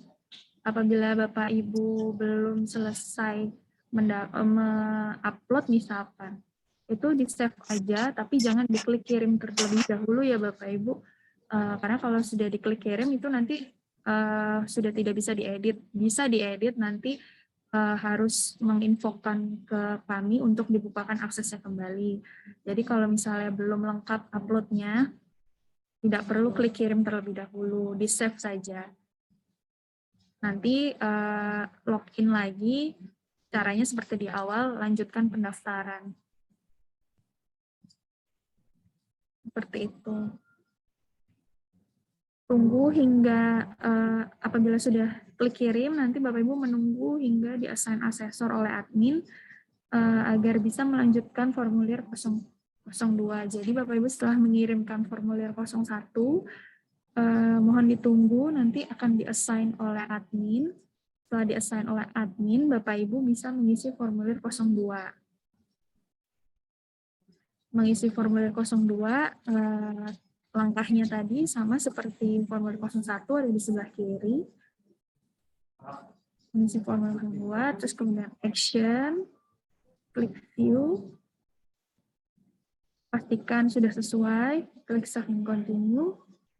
Nah, di sini Bapak Ibu harap menceklis kompeten, karena ini formulir asesmen mandiri, jadi Bapak Ibu yang menilai diri sendiri apakah Bapak Ibu sudah kompeten di unit kompetensi tersebut. Silakan apabila merasa sudah kompeten, diklik kompeten, namun dengan melampirkan bukti portofolio yang tadi sudah di-upload di formulir 01. Apabila belum mengerjakan, tidak perlu diklik kompeten, cuman diberi keterangan belum pernah mengerjakan, atau misalnya tidak ada alatnya untuk fungsi pengujian ini, misalkan seperti itu. Kemudian nanti dicek yang sudah Bapak Ibu upload, klik save, kemudian kirim. Sudah selesai untuk pendaftarannya. Nanti akan diverifikasi oleh admin. Kalau ada catatan perbaikan, mohon diperbaiki. Perbaikannya nanti seperti tadi di formulir 01, diklik action, kemudian lanjutkan pendaftaran.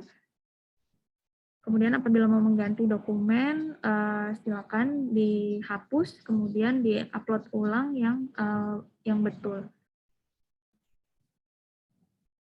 Sama stepnya, nanti kemudian klik save dan kirim.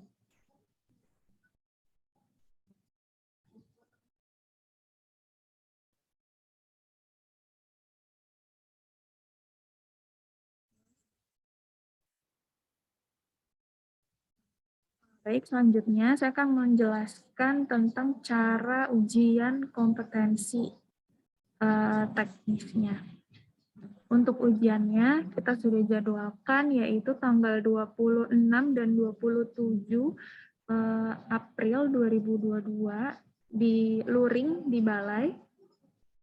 Jadi mohon Bapak Ibu yang sekiranya tidak bisa hadir di kantor tanggal 26-27, nanti diinfokan aja di grup, nanti kita akan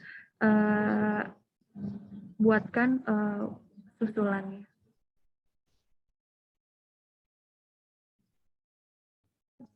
Lanjut ke materi yang ketiga. Nanti Bapak Ibu silakan bisa dibaca di sini, diklik materi ketiga.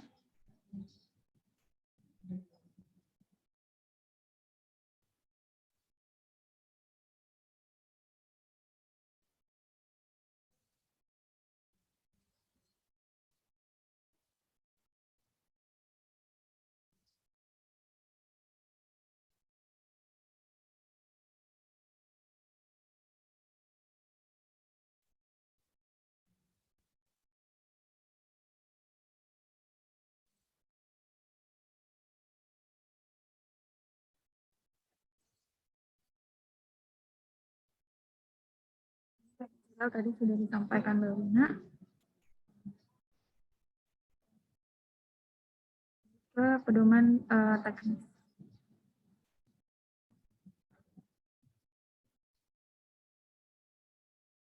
Untuk uji kompetensi teknis ini nanti kita akan dampingi Bapak Ibu di balai atau di kantor. Mohon disiapkan menggunakan laptop masing-masing. Mohon disiapkan laptopnya sesuai spesifikasi terlampir.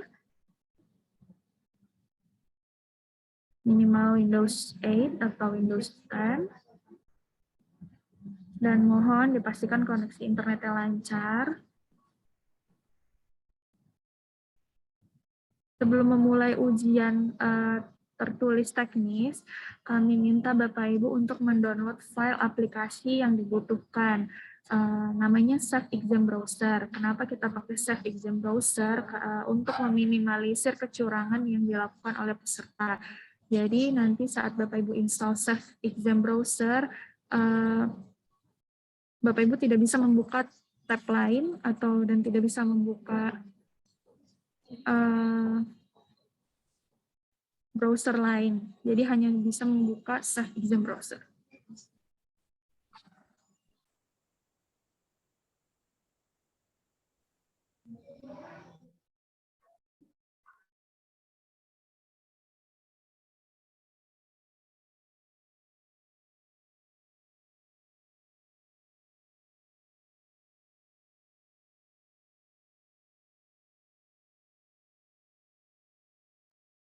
Bapak Ibu. Nanti diklik saja di sini exam browser ya. Nanti akan muncul. Akan muncul linknya, Bapak Ibu silakan download.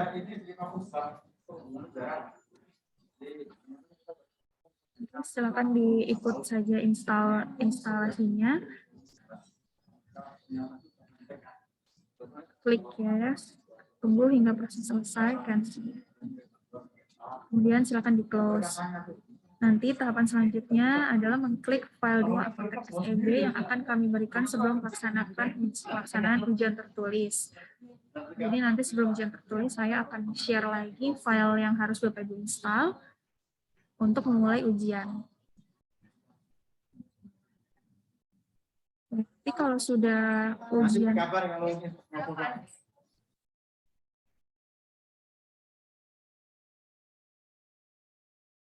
Ya, untuk ujian tertulisnya nanti Bapak Ibu klik login sama seperti tadi.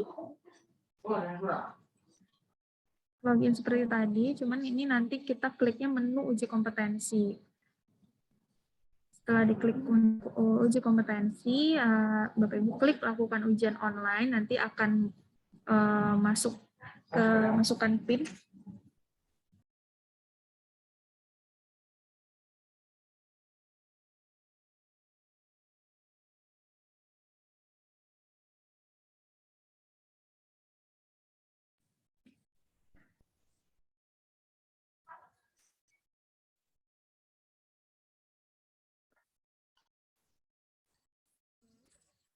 Nanti akan kami berikan PIN saat sebelum melakukan ujian. Untuk ujian, nanti kalau setelah Bapak Ibu masukkan PIN, itu ujiannya otomatis sudah dimulai. Silakan nanti diperhatikan waktunya 2 jam untuk ahli dan 1 jam untuk terampil. Silakan Bapak Ibu klik jawabannya Bapak Ibu, setiap satu soal diklik simpan, kemudian lanjutkan. Seperti itu saja Bapak Ibu. Nanti di akhir, kalau apabila sudah yakin, silakan diklik simpan, kemudian kirim. Apabila sudah diklik kirim, sudah tidak bisa mengedit jawaban. Kalau misalnya masih ada waktu, saya jawaban.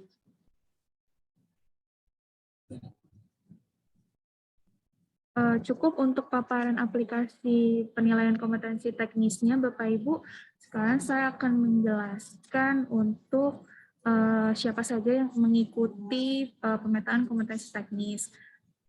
Masih di slide ini juga, silakan Bapak Ibu mencari yang bawah, yaitu pemetaan Balai POM Bandung dan Loka. Nanti Bapak Ibu silakan mengklik daftar peserta dan jadwal pemetaan. Di sini sudah kami identifikasi siapa saja yang mengikuti pemetaan kompetensi teknis dan siapa saja yang tidak perlu mengikuti.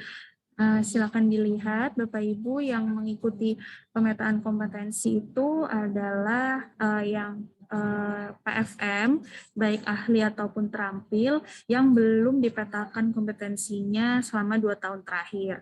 Jadi Bapak Ibu yang sudah mengikuti uji kompetensi dan lulus tahun 2020 sampai 2021 tidak perlu mengikuti pemetaan kompetensi. Kecuali Bapak Ibu yang 2020-2021 sudah mengikuti pemetaan kompetensi atau uji kompetensi, namun tahun ini pindah fungsi atau pindah penempatan dan sudah minimal 1 tahun, itu boleh mengikuti pemetaan kompetensi di fungsi yang baru. Nah, untuk itu mohon kami diinfokan siapa saja yang baru pindah fungsi sudah minimal 1 tahun. Itu Bapak Ibu.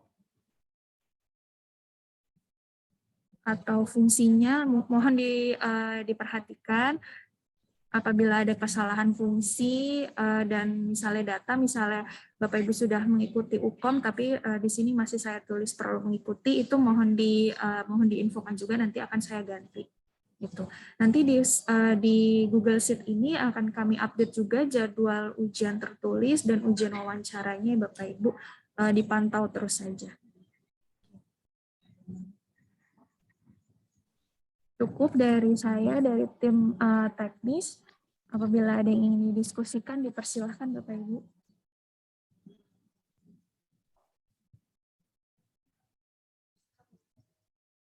Fani, ya, silakan Bu Fani. Mohon izin Mbak, izin memastikan lagi Mbak, tadi Pak yang saya dengar, berarti peserta yang sudah pernah mengikuti pemetaan kompetensi di tahun 2020 dan 2021 serta tidak berpindah ke voksi yang lain gitu ya, misalkan tadinya sertifikasi tetap disertifikasi hingga tahun ini, berarti dikecualikan ya Mbak untuk mengikuti pemetaan kompetensi tahun 2022 ini ya? Ya, betul Pak. Betul. Ya, tahun berapa ya? Enggak disuruh lagi berarti. Iya. Ya saya pernah ikut di tahun 2020. Pada saat itu saya di voksi sertifikasi dan saat ini saya masih disertifikasi, tapi di daftar peserta itu masih masuk untuk yang 2022 ini gitu. Gitu. Berarti nanti boleh diinfokan nanti supaya saya update juga di database nilainya apa udah masuk atau belum. Iya, tadi sih saya lihat ASN sih udah masuk sih, ada. Oh ya, nanti diinfokan kembali lagi aja di grup di list, nanti saya cek. Iya, baik. Terima kasih Mbak. Ya Bu, ada lagi Bapak Ibu?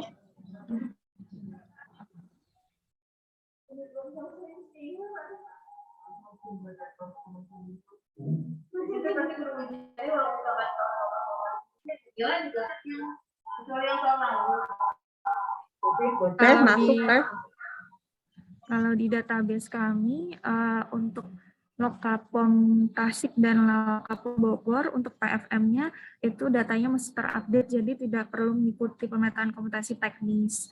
Kalau yang Bandung tadi saya hitung masih ada sekitar 77 PFM yang harus diupdate kompetensinya kembali. Seperti itu. Izin Teh. Ya Bu. Maaf, ini saya sih nangkepnya ada beberapa teman-teman itu mungkin karena ini ada 2 pemetaan kompetensi di waktu yang berdekatan. Jadi ada pemetaan kompetensi manajerial, sosial, dan kultural yang di tanggal 20. Betul.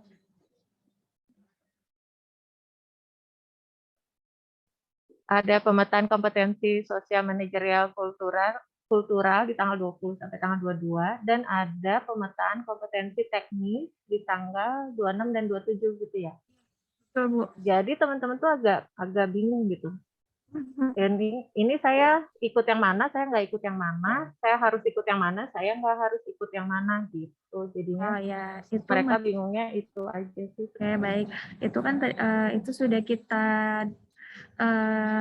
definisikan di sini, Bu. Misalnya, Bu, ini ada pemetaan manajerial sosial kultural dan pemetaan teknis.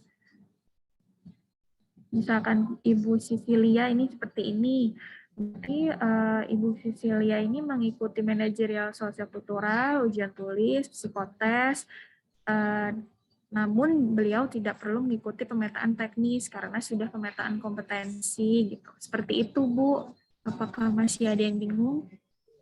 Maaf, untuk yang tubel, Mbak, tadi kan setahu saya sebelum ada sosialisasi ini, itu yang tubel itu bukan masuk ke talent pool, tapi ternyata pas masuk ke sini tuh jadi masuk ke talent pool. Apakah mereka ikut talent pool atau tidak ikut talent pool?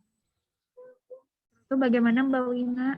Ya, nanti untuk peserta yang manajerial mungkin bisa minta bantuan Mbak Nina untuk dilihat kembali ya Mbak. Karena kemarin kan aksesnya bisa semua orang edit Mbak. Takutnya ada yang salah ngopi atau gimana. Mungkin bisa dipastikan kembali yang ikut untuk talent pool siapa saja usulannya. Mungkin yang tubel diikut sertakan untuk tanggal 20 saja, kecuali yang bersangkutan mungkin waktunya bisa untuk talent pool gitu. Mungkin bisa untuk peserta di Mansol School, mungkin ini belum fix. Nanti mungkin besok mungkin bisa ya Mbak Nina ya? Iya, baik Mbak Untuk Wina. usulannya. Jadi gini Mbak Wina, jadi misalkan ternyata kantor mengusulkan peserta yang tubel sebagai peserta talent pool itu bisa gitu ya. Tapi peserta tapi yang orang tubel, yang tubel ini tidak wajib sebagai talent pool seperti halnya PFM Media, koordinator gitu ya maksudnya. Kalau untuk peserta talent pool otomatis nanti dia mengikuti metode assessment center kan Mbak Nina ya. Metode assessment center nanti rangkaiannya lebih panjang kayak tadi. Jadi ikut rangkaian sama Bapak Ibu koordinator sama nanti prosesnya. Jadi ada pengerjaan analisa kasus, dia nanti juga ikut presentasi, nanti dia ikut wawancara juga gitu. Jadi makanya mungkin pertimbangannya kalau yang tubel memang waktunya bisa untuk mengikuti rangkaian tersebut, tidak apa-apa gitu. Tapi kalau misalnya waktunya terbatas, mungkin bisa diusulkan untuk orang lain gitu. Oh iya, baik. Jadi kalau yang peserta talent pool, yang koordinator, yang madya, yang subkoordinator beserta usulan dari balai dan loka untuk tanggal 20 sampai tanggal 22 tidak perlu ikut kegiatan manajerial gitu. Nanti kegiatannya akan disampaikan lewat WA group, nanti juga dikoordinasiin sama Mbak Nina ya. Untuk kegiatannya nanti setelah Lebaran untuk yang masuk klasifikasi talent pool. Jadi yang usulan, yang koordinator, subkoordinator, sama JF Madya beserta usulan tadi nih nanti kegiatannya setelah Lebaran gitu Mbak. Iya, siap. Maaf ini saya terus yang nanya. Untuk yang pemetaan kompetensi teknis, kebetulan ya Mbak, ada beberapa pegawai yang baru pindah fungsi kurang dari 1 tahun. Berarti yang bersangkutan ikut fungsi sebelumnya gitu ya Mbak ya? Kalau yang kurang dari 1 tahun, berarti tidak perlu mengikuti pemetaan dulu Bu, baik di fungsi baru atau di fungsi sebelumnya. Karena kan kalau mengikuti yang fungsi saat ini kan pasti kompetensinya belum terbentuk ya.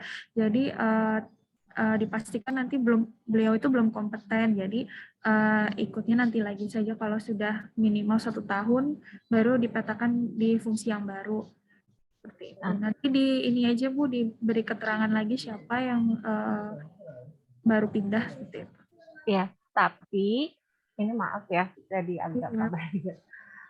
Tapi misalnya pegawai A dia baru pindah di Januari, jadi kan dia baru belum nyampe 4 bulan gitu ya di fungsi yang terbaru. Jadi dia tidak ikut pemetaan kompetensi teknis, tapi pegawai A tersebut masih ikut pemetaan manajerial dan sosial kultural seperti itu ya.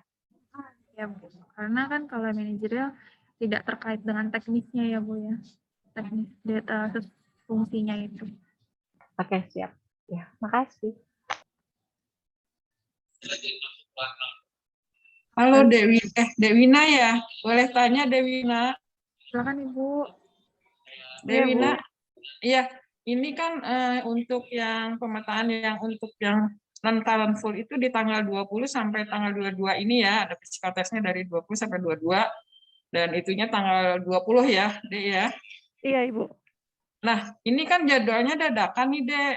Kebetulan saya nih di Infokom, teman-teman di Infokom tuh udah ada jadwal untuk dinas, dan dinasnya tuh bukan dinas yang terkait kegiatan kita karena menyangkut ke lintas sektor dan menyangkut kepada anggota Thomas. Jadi nggak mungkin digeser-geser lagi.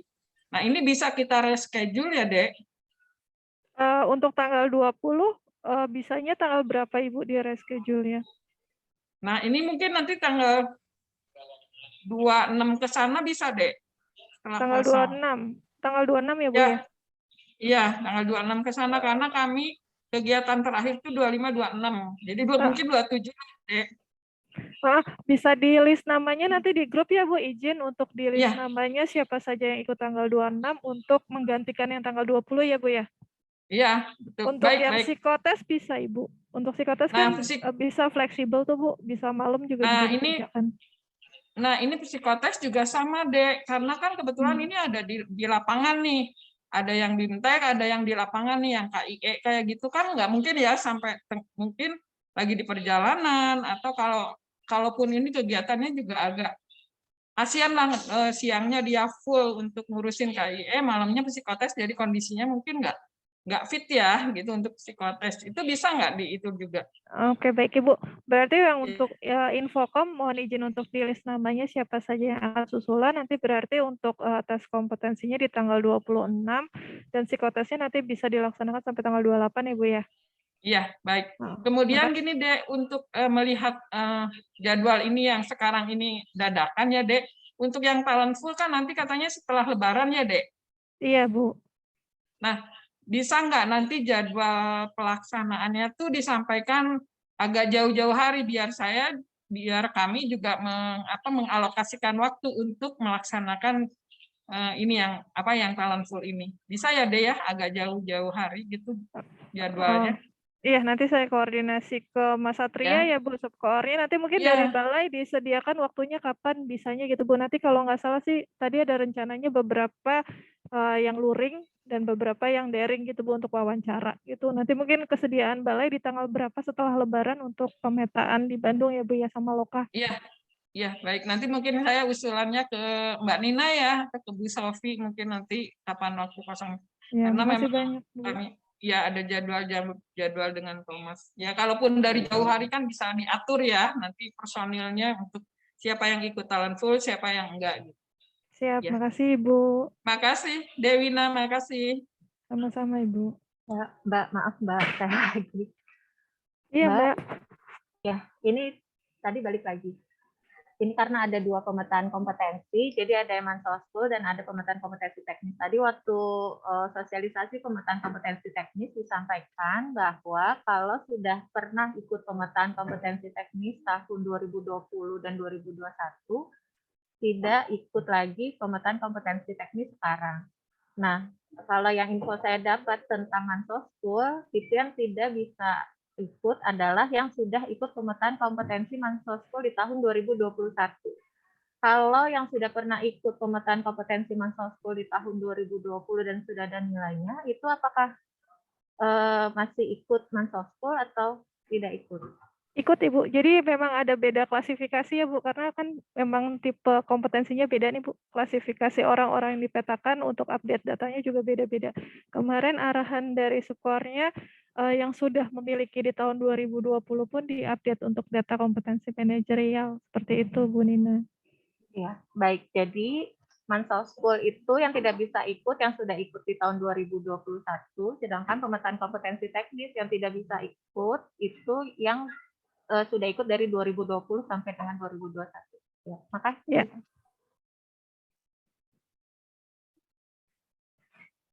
Baik, mungkin untuk Mbak Suci sama Mbak Widi dan Mbak Nina mohon izin untuk mengupdate data nominatifnya dan usulannya siapa saja sehingga besok mungkin bisa diakses peserta ya Mbak untuk fixnya dia itu masuk ke talent pool atau bukan talent pool gitu. Jadi untuk memastikan dia ikut kegiatan di tanggal 20 sampai tanggal 22 atau dia ikutnya nanti habis lebaran gitu Mbak. Siap. Terima kasih Mbak. Sama-sama. Mungkin Bapak dan Ibu ada yang ingin ditanyakan kembali? Maaf Mbak, mau tanya. Dari Angga Indiani di Lokapan Bogor. Iya Ibu, silahkan Ibu. Kan tahun 2020 saya udah ikut Ukom. Terus 2021 saya regis ke Bogor dan pindah fungsi dari pengujian ke pemeriksaan. Berarti harus ikut semuanya atau gimana Mbak? Oh, Mbak Nisa gimana Mbak? Untuk manajerial kan enggak ini ya, enggak terkait sama pemindahan fungsi. Mungkin kalau teknis mungkin yang bisa dijawab Mbak Nisa. Udah berapa lama Ibu pindahnya? Gimana? Pindah fungsinya sudah berapa lama? Dari Maret 2021.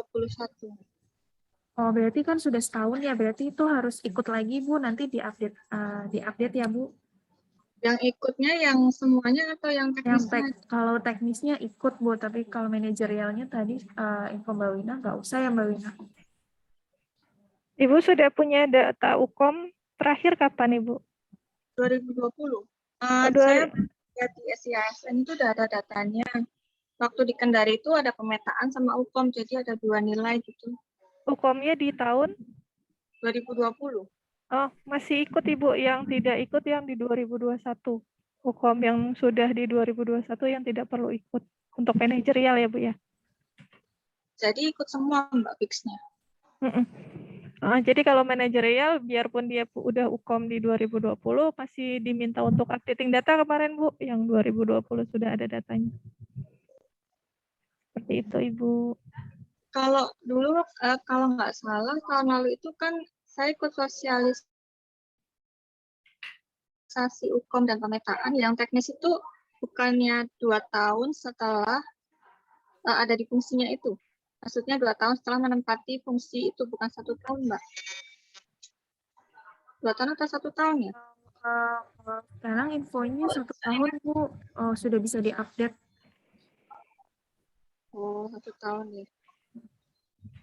Berarti setiap tahun nanti ada pemetaan begitu ya untuk teknis? Pemetaannya tetap 2 tahun sekali, cuman apabila Ibu baru pindah fungsi, nah kalau sudah menduduki 1 tahun, sudah minimal 1 tahun itu sudah bisa dinilai, sudah bisa dipetakan, seperti itu Bu. Berarti nanti fixnya saya ikut semua gitu, manajerial sama. Iya. Jadi Bu Angga apa Bu fungsinya sekarang Bu? Sekarang di pemeriksaan, tadinya kan regis dari Kendari itu 2021, tadinya di pengujian. Oh berarti pemeriksaan, oh ya baik Bu. Nanti dicek lagi ya Bu kalau sudah saya update apakah sudah sesuai atau belum.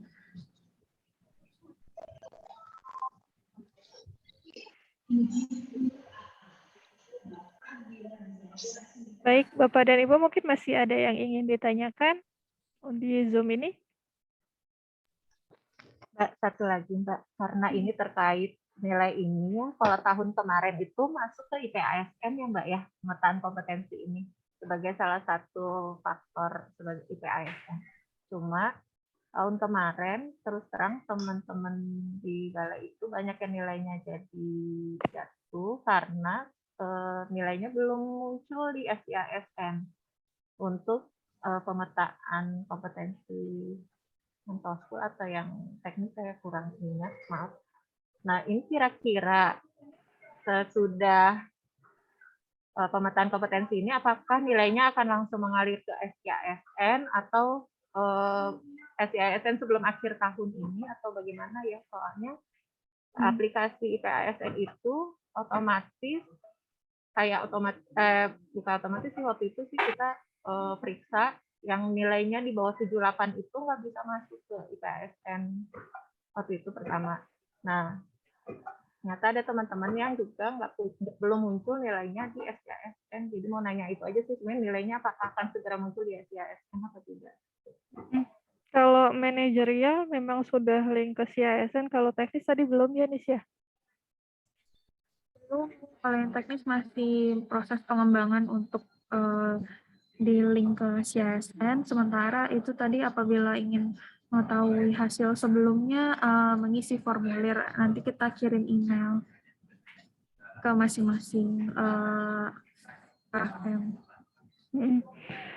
Lalu kalau untuk peserta non-talent pool kan nanti yang mengolah sistem nih Bu, yang mengolah jawabannya gitu.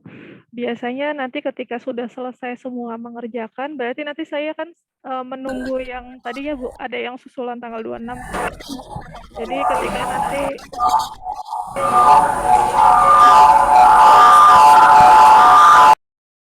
baik. Jadi ketika nanti di tanggal 20 sudah mengerjakan semua dan yang susulan juga sudah, yang susulan tadi kan tanggal 26 rencananya untuk tes kompetensinya yang untuk non-talent pool, nanti ketika sudah semua nanti akan saya rekap. Ketika saya rekap nanti saya akan sampaikan ke adminnya untuk mengupload ke SIASN seperti itu Bu. Jadi nggak sampai 1 bulan lah, nggak nyampe 3 minggu nggak sampai untuk membuka hasil yang tes kompetensi. Tapi kalau untuk yang talent pool nanti kan ada prosesnya Ibu, seperti tadi yang saya sampaikan, kita ada intake-nya saja tidak cukup 1 hari. Jadi ada beberapa hari yang digunakan untuk intake data. Kemudian nanti kita ada asesor meeting juga, nanti juga akan melibatkan asesor eksternal di luar Badan POM, jadi kemungkinan waktu yang diperlukan lebih lama, seperti itu. Juga nanti penulisan laporannya juga kan individu per individu ketika yang melakukan wawancara, berarti si asesor ini nanti akan membuat laporan. Jadi ada proses-proses yang harus kami lakukan gitu untuk peserta yang talent pool. Jadi mungkin untuk jangka waktunya agak lebih lama gitu, Bu Nina. Terus Mbak, kalau misalkan, ini kan pertanyaan teman-teman ya, mungkin mereka ada yang ternyata nilainya di atas 78, tentunya senang gitu ya. Tapi kalau ternyata nilainya di bawah 78, terus mereka merasa, saya kenapa nilainya seperti ini gitu, apakah saya secara pekerjaan kurang bagus atau gimana. Nah itu nanti untuk feedbacknya, untuk alasan kenapa itu mereka bisa bertanya kepada siapa atau bagaimana ya. Karena kan pasti nanya ya ke kepegawaian nih. Saya mau jawabnya juga bingung, kenapa ya. Iya Mbak, jadi seperti yang tadi ada di PowerPoint ya, untuk tindak lanjut hasilnya ketika sudah dapat hasil manajerial, apa sih yang harus dilakukan gitu. Ketika memang pegawai sudah merasa cukup dengan membaca saja, silakan. Tapi ketika merasa kurang cocok gitu mungkin dengan hasilnya, mungkin ada beberapa kayak kemarin ya, ini kok masa saya integritas cuma 1, masa sih kayak ketika dia dapat integritas cuma 1 merasa dia tidak berintegritas, seperti itu Mbak. Jadi di sini kan ada perbedaan cara pandang ya Mbak terkait tentang level itu. Jadi level itu bukan nilai dia ketika dia levelnya 1 berarti integritasnya minim gitu, tapi lebih kepada cakupan dampaknya dia untuk menerapkan integritas itu gitu. Ketika 1 berarti dia sudah berintegritas tapi untuk dirinya sendiri, seperti itu. Jadi maka tindak lanjutnya apa sih? Mungkin ketika kurang puas silakan balai mengajukan untuk feedback gitu Mbak. Jadi silakan membuat usulan untuk feedback. Nanti kami akan merespon baik secara luring ataupun daring, nanti Mas Satria biasanya yang mengolah kegiatan itu, nanti kita akan melakukan feedback dan menyampaikan mengapa hasilnya seperti itu. Dan untuk manajerial dan mungkin ketika kita lihat nih, dia bisa bekerja kok manajerial saya kok jelek, saya bisa melaksanakan semua tugas saya dengan baik loh, misalnya seperti itu. Itu ada perbedaan yang beda ya Mbak. Bedanya jauh gitu. Ketika manajerial yang kita potret adalah proses dia melakukan suatu output gitu Mbak. Ketika dia sudah bisa mengerjakan pekerjaannya dengan baik, itu kan yang dilihat hanya output ya Mbak. Jadi output pekerjaan itu lebih kepada kemampuan teknis. Seperti itu kurang lebih Mbak Nina. Ini terakhir ya, maaf ya saya nanya. Nggak apa-apa Mbak. Dan apakah ada konsekuensi dari misalkan ikut Mansosku ternyata nilai di bawah 78, terutama buat yang ikut talent pool atau segala macam, atau untuk teman-teman yang non talent pool, dan juga untuk pemetaan kompetensi teknis jika ternyata hasilnya apakah hasilnya kompeten atau tidak kompeten, seperti itu. Ini sebenarnya pertanyaan banyak orang gitu ya. Apakah ada dampaknya terhadap karir atau jabatan mereka, atau bagian ini mah pertanyaan aja gimana ya Mbak ya, maaf. Iya, kalau tujuan PPSDM dilakukan pemetaan kompetensi lebih kepada melihat bagaimana ketika dia punya gap atau kesenjangan, gimana caranya dia bisa menutup gap itu gitu Mbak. Jadi ketika dia level 1, gimana caranya sih dia bisa level 2. Tujuannya PPSDM seperti itu, tujuannya bukan untuk mungkin ketika dia di bawah 78 dia harus pindah gitu. Harus turun jabatan, tidak seperti itu tujuannya. Jadi ketika kita ketemu nih capaian nilai level dia di mana, ketika ada gap kita akan menyampaikan hal tersebut, datanya itu ke bidang 2 untuk dilakukan pengembangan gitu. Tapi dirinya sendiri juga bisa mengakses IDEAS untuk mengembangkan diri dengan melihat pelatihan-pelatihan yang kemungkinan bisa menambah pemahaman baru terkait tentang kemampuan manajerial gitu Mbak Nina. Jadi tujuan PPSDM bukan untuk memutasikan seseorang ke dalam jabatan yang lebih rendah, tapi bagaimana dia bisa meningkat dan berkembang lebih baik gitu sih Mbak.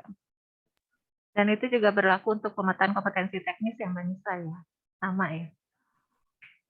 Baiklah Mbak, makasih ya Mbak.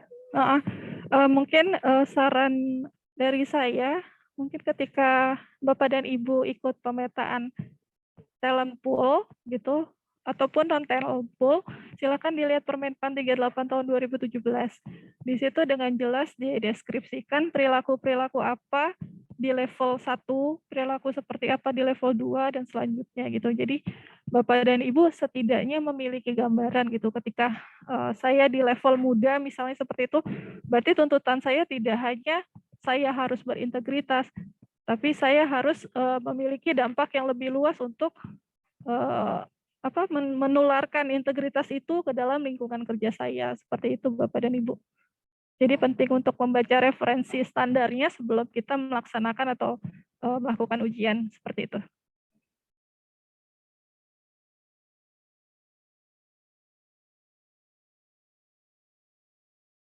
Baik, apa masih ada yang ingin ditanyakan Bapak dan Ibu? Iya, Mbak. Kalau yang tanggal 20 itu waktunya fleksibel, Mbak? Tanggal 20 tidak sesuai jadwal, Mbak. Karena nanti ada Zoom-nya. Oh, gitu.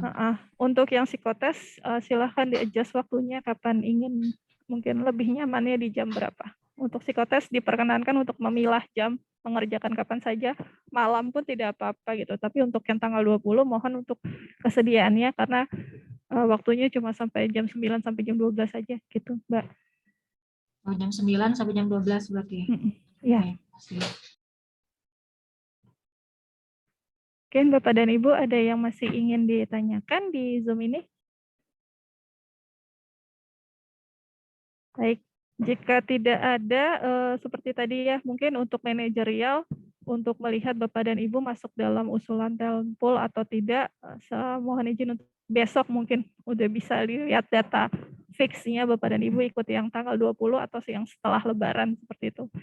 Baik, saya mohon maaf dan Mbak Nisa juga mohon maaf jika ada yang kurang berkenan selama penyampaian materi. Izin Mbak Wina. Ya. Oke. Menyampaikan Bapak Ibu yang mengikuti pemetaan teknis, sekarang sudah bisa untuk mulai mendaftar di aplikasi pencomtech.pom.go.id. Silakan dicoba mendaftar. Nanti apabila ada kesulitan, boleh didiskusikan di grup. Terima kasih. Itu aja Mbak Wina. Maaf Mbak Wina mau nanya. Iya, Maaf barusan Mbak ada pendaftaran ya untuk yang teknis, kalau yang untuk manajerial nggak usah melakukan pendaftaran ya Bu ya? iya manajerial tidak perlu pendaftaran Bu, karena nanti dibantu sama Mbak Nina, Mbak Suci, sama Mbak Widya untuk mengklasifikasikan Bapak dan Ibu ikut talent pool atau tidak gitu. Terima kasih. Untuk materi bisa diakses ya Bapak dan Ibu di bit.ly pemetaan. Ada di deskripsi WA Group. Seperti itu. Jadi Bapak dan Ibu bisa mengunduh materi untuk hari ini. Baik, apa masih ada Bapak dan Ibu? Jika nanti mungkin ada yang muncul pertanyaan, bisa ditanyakan di WA Group mungkin ya Bapak dan Ibu ya. Baik, terima kasih banyak untuk waktu dan kesediaannya untuk mendengarkan sharing kami untuk kegiatan yang akan kami lakukan untuk pemetaan kompetensi manajerial dan teknis. Kami mohon maaf jika ada yang kurang berkenan selama proses kami menyampaikan materi atau menyampaikan tanya jawab diskusi. Terima kasih banyak untuk bantuannya juga Ibu Sofi untuk kesediaannya untuk menyediakan Zoom meeting ini untuk pagi ini, juga para Mbak Suci, Mbak Nina, Mbak Widi yang sudah membantu kami untuk mengklasifikasikan para pegawai. Bapak dan Ibu juga salam sehat selalu. Semoga kita selalu dalam keadaan yang sehat-sehat. Terima kasih banyak Bapak dan Ibu. Assalamualaikum warahmatullahi wabarakatuh. Terima kasih Mbak.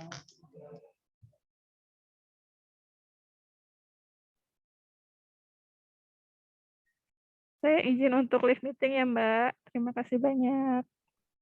Iya Mbak.